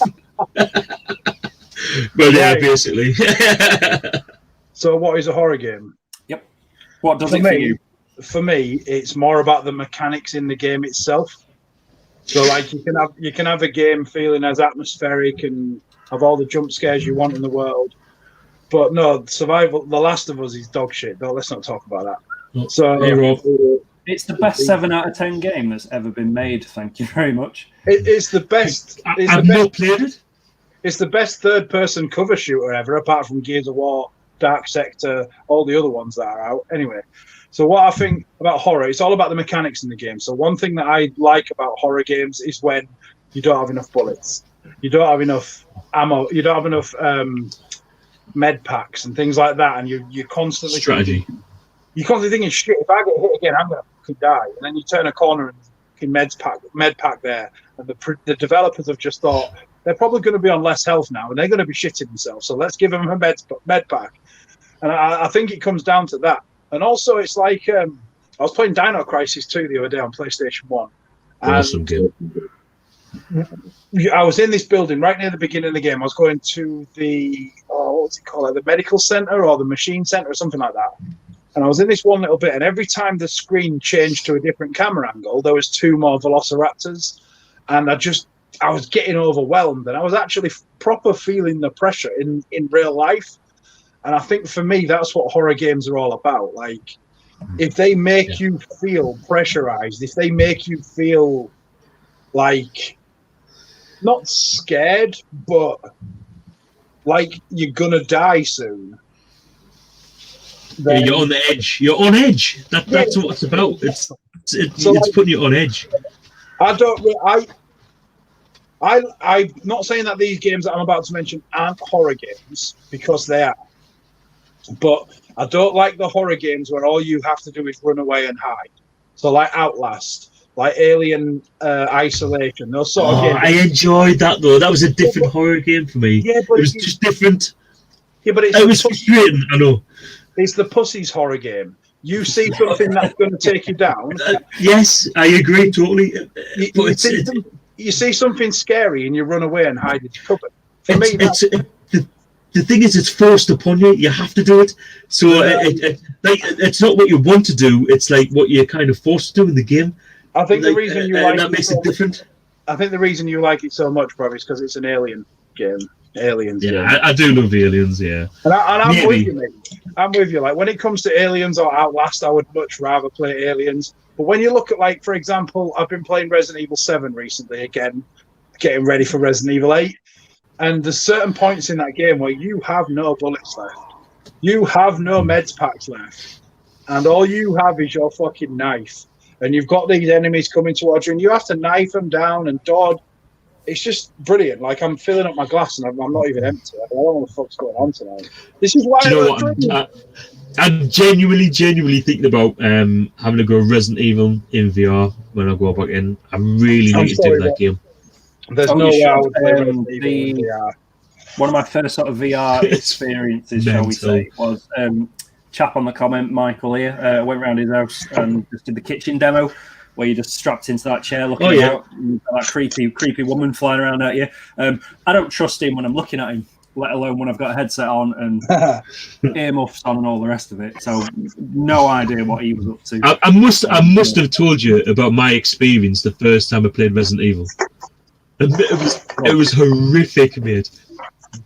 So it was the first game I bought when I got the VR. In fact, no, a guy had a load of games in, about 5 or 6 games, and he was like, "Oh, like I don't know, 5 or 10 quid each." And I was like, "I only want the Resident Evil one." So I bought, come back, plugged it all in, sat there, put this very stool that I'm sat on now right in front of the TV, camera set up, and I started playing the game. Now, when you play VR, because you've got the headset on, it's really warm. Like it does like make you like roast. So I remember opening the curtain because like we've got the TV in the corner of the room and we've got the window here. So I got the window just to cool this down a bit. So I had the actual game on the TV. So like our lass was on the sofa, like watching what I'm doing. But I've got the headphones in, so like you've got like 360 sound and everything. You're totally immersed in this world. And anyway, I felt this tap on the shoulder, and I fucking shit myself. And she's like, "Oh, she's like, I'm going up to bed. Will you be up soon?" And I was like, "Yeah. I'll get to the next bit where I can save it, or I'll save it or whatever, and then I'll be up." So I'm totally immersed in this game, and it wasn't long after the bit where I think you're walking along the corridor and you get your arm cut off. It wasn't long after. Mate, that's like 3 minutes into the game. Yeah, this is the first time I played it. Our lass doesn't do horror at all. But anyway, so that happens, and then I just felt something like just touch me cheek. It literally touched me cheek, and I was like, "Oh, for fuck's sake!" And I was pissed off straight away because I thought it was like someone's like touching your face or something like that. So I took the headset off. There's nobody there. The cat is sat on the sofa and it's just like looking at me like, "What the fuck are you doing?" So, and I was like, "Oh my god, I know, I just felt something." I was very immersed in the game, but I know I felt something on my face. So I didn't even save it. I literally turned it off there and then, and I was like, "Right, fuck this." So, give the cat his treat, closed the door, went up to bed, and I got back and got into the bedroom. And I was like, "Wow, that wasn't very long." And obviously, that's not the first time that's been said in the bedroom. But anyway, that's another story. She went, "Wow, that wasn't very long," and, and I was like, "Fucking hell!" Something touched my face, and she was like, "Oh, stop being a fucking idiot!" Like, you're just in the moment. I was like, "Oh," so I'm lying in bed, I'm thinking about it. I'm dreaming about it. Next morning, I get up, I go downstairs, I'm the first person up as usual. Goes downstairs, and I was like, "Oh, everything's set up," and I was like, "Fucking hell, man, that really freaked me out last night."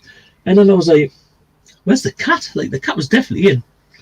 Anyway, I goes into the kitchen, so I get the kettle on, and there's the cat at the back door, and he's like, me like fucking scraping at the door. I'm like, I'm absolutely 100% sure that cat was on the pillow last night when I went to bed. So anyway, I was like, I opened the back door for him, and he wouldn't come in. And I walked into the front room, and that's when I saw the curtain like moving like this when I'd opened the back door to let the cat in. I walked over to the curtains where I was sat, opened the fucking curtain, the window was still open, and I got our lass upstairs to open like the window or the door or something upstairs, and when she opened that door, the fucking curtain moves downstairs, like with the air pressure. I don't know, there must have been just a gust of wind. So when she fucked off upstairs and I had the window open playing this game, something happened and the curtain, I sat exactly where I was, and the curtain, it was literally like this. It literally just caught me face, and that's what touched me face. And I tell you what, like, I haven't really played it since. It shit me up that much. That's a story about Resident Evil VR. I don't think I could ever play VR Resident Evil 7 in VR, man. That would scare the shit out of me. Yeah, I don't like it as it is, so I still need to get cracking with that one. A couple of really comments about Little Nightmares. That is a very good game. It's not very long too. That's what she said.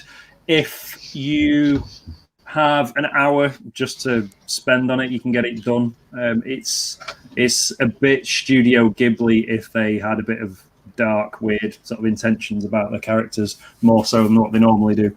It's really good fun. For me, can I just mention one more? Yeah, of course. Limbo.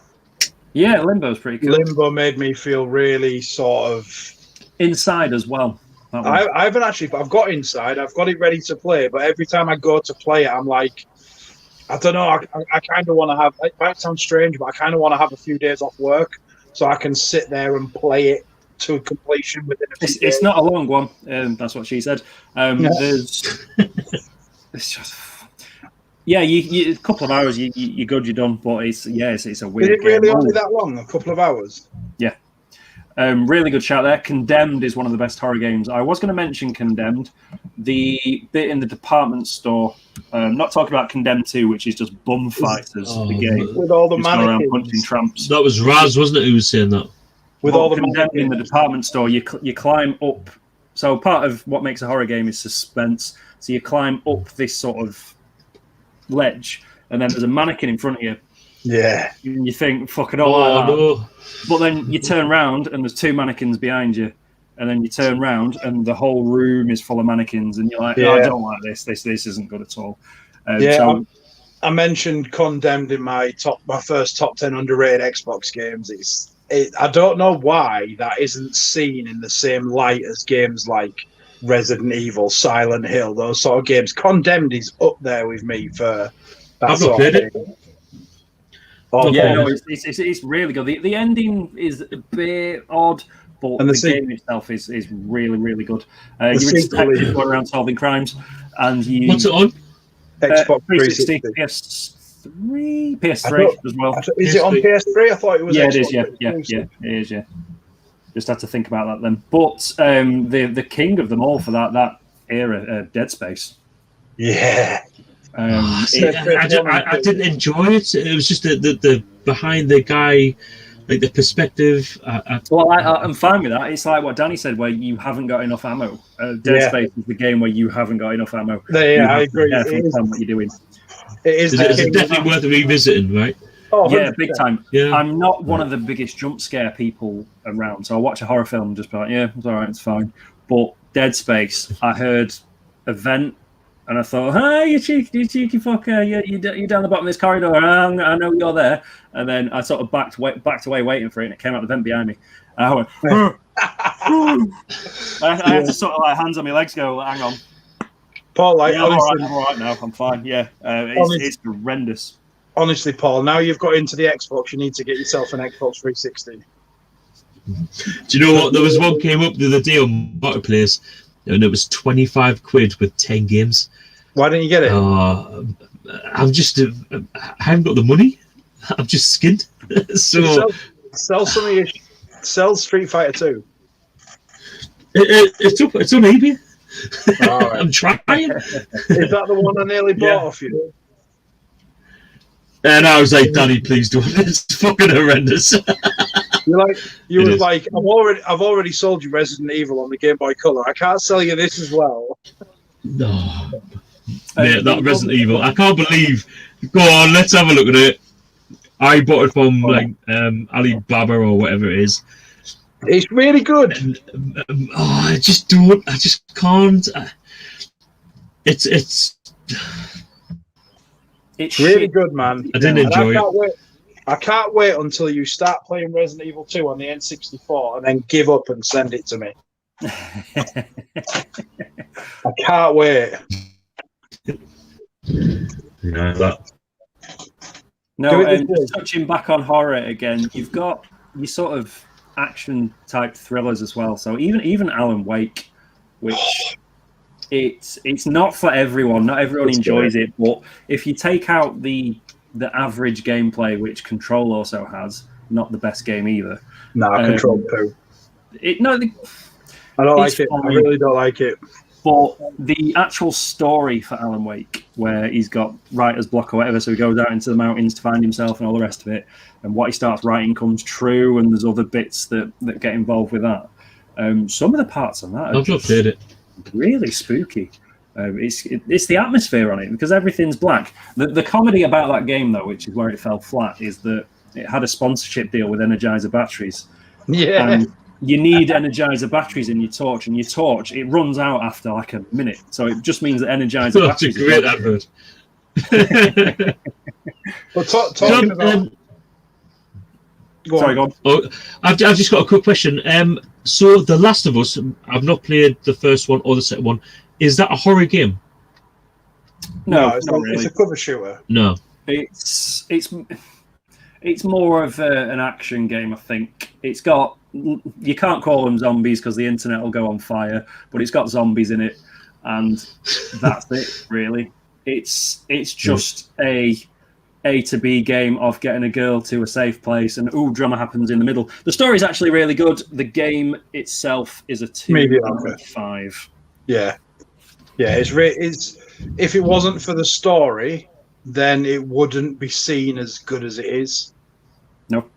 Like it must be a good story. It's a good story. It's a good story. It's a middle-aged man who loses his daughter and then effectively steals another daughter and gets her through the wilderness. It's like most PlayStation exclusives. Like the PlayStation fanboys are like, yeah, we've got the best exclusives, but they're all the same.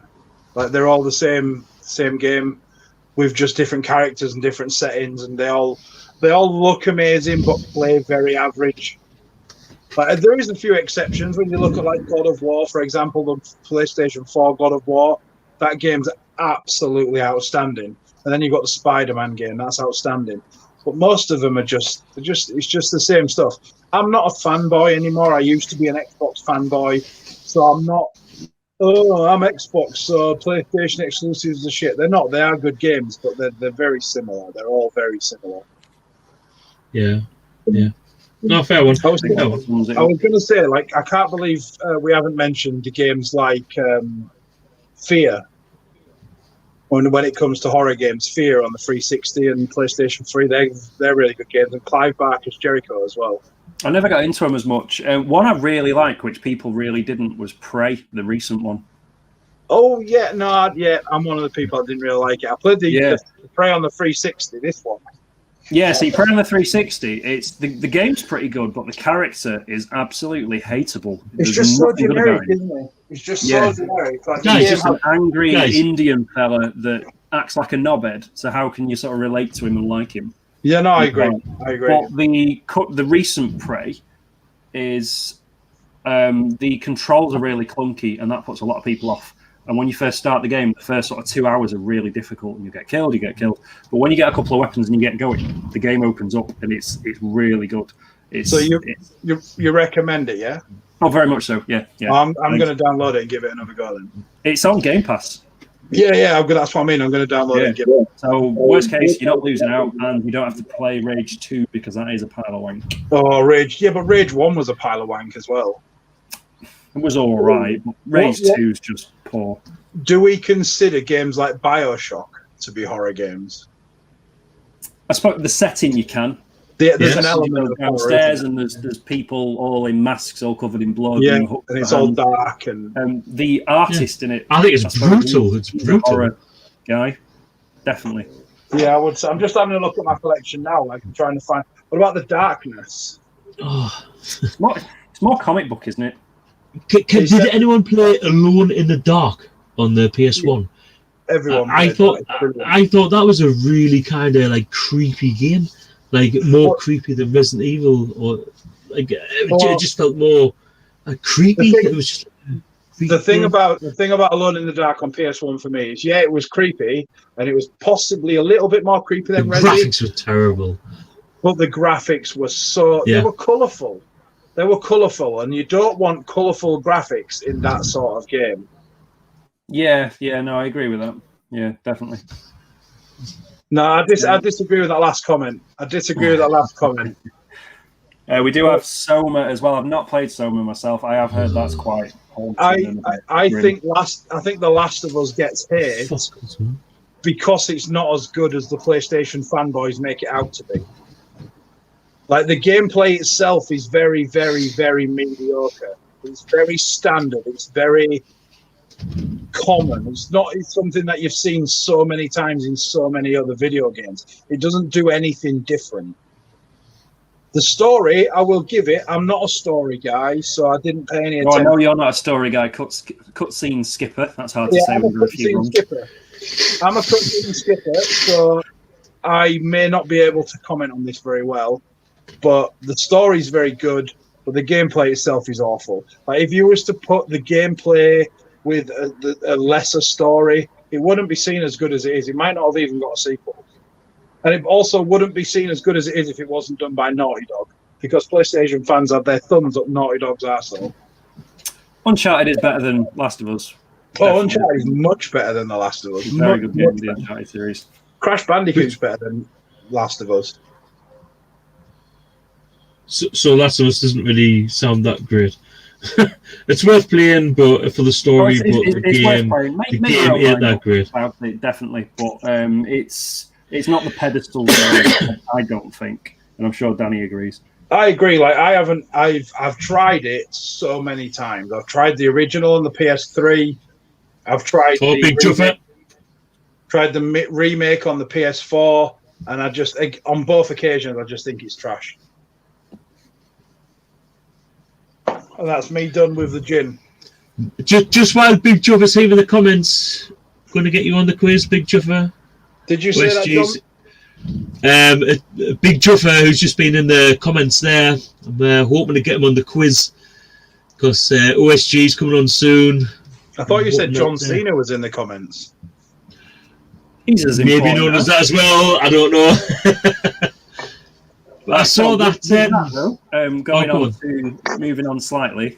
Paul's just brought up what he's got coming up. What have you got coming up, mate? So I'm hoping to get this video out on Xenoblast, some homebrew on the Spectrum 128. And then we've got for the first time a quiz double bill. So on the Wednesday, we've got Sega Zombie against Stewie's Retro Gaming.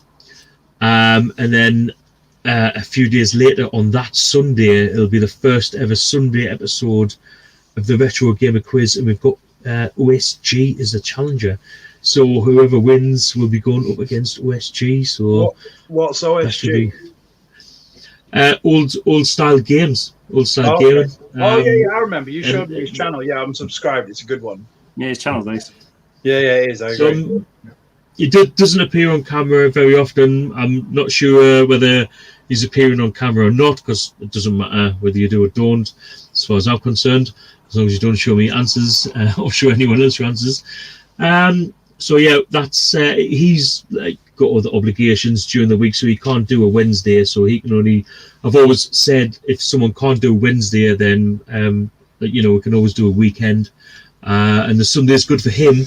So I've spoken to both Sega Zombie and Stewie today, and they're both up for the Sunday turnaround. So yeah, so 6 days time we've got the retro quiz, and then the following Sunday directly after they'll be up against OSG. So yeah, that should be good fun. I've got a lot of a few extra bits planned.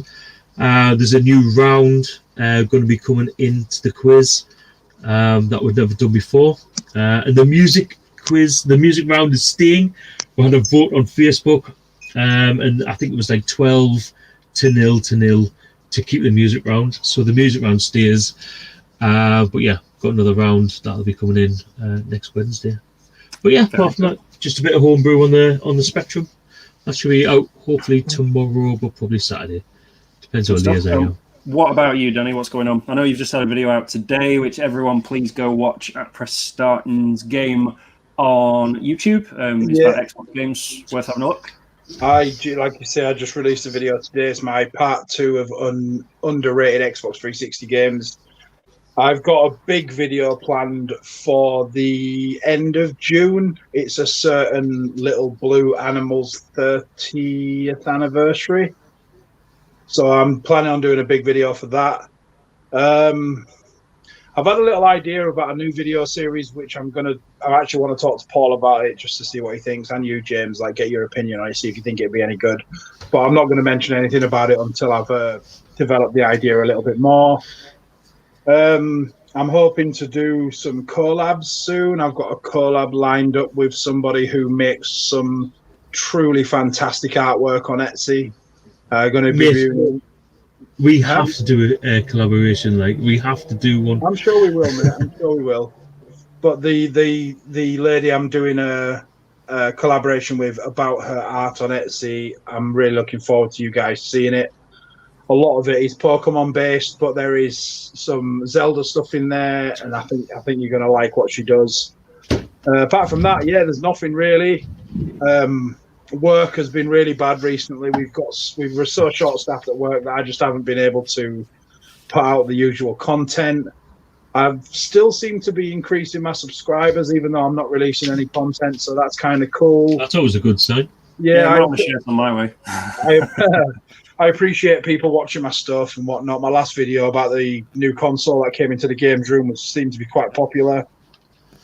But yeah, I haven't really got anything else on. Obviously, find me on Twitter. Most of my new content, let's say, is on Twitter, where I just do daily updates. Like, I follow the daily hashtags that they do on Twitter. But yeah, apart from that, there's not really anything new coming. I'm planning on doing the same thing that I'm doing with the 360, but with other consoles. So yeah, just keep your eyes out. If you subscribe to my channel, please hit that bell button so you get notifications about any updates that I'm coming up with. But yeah, if James doesn't mind, maybe he could stick a link to my latest video and Paul's latest video and your latest video in the description. Don't shake your head, motherfucker. Yeah, good man. But yeah, I'm kind of hoping that the three of us could start making a few videos as well to sort of supplement the podcast, which is not really a podcast, but the vodcast. Is that right?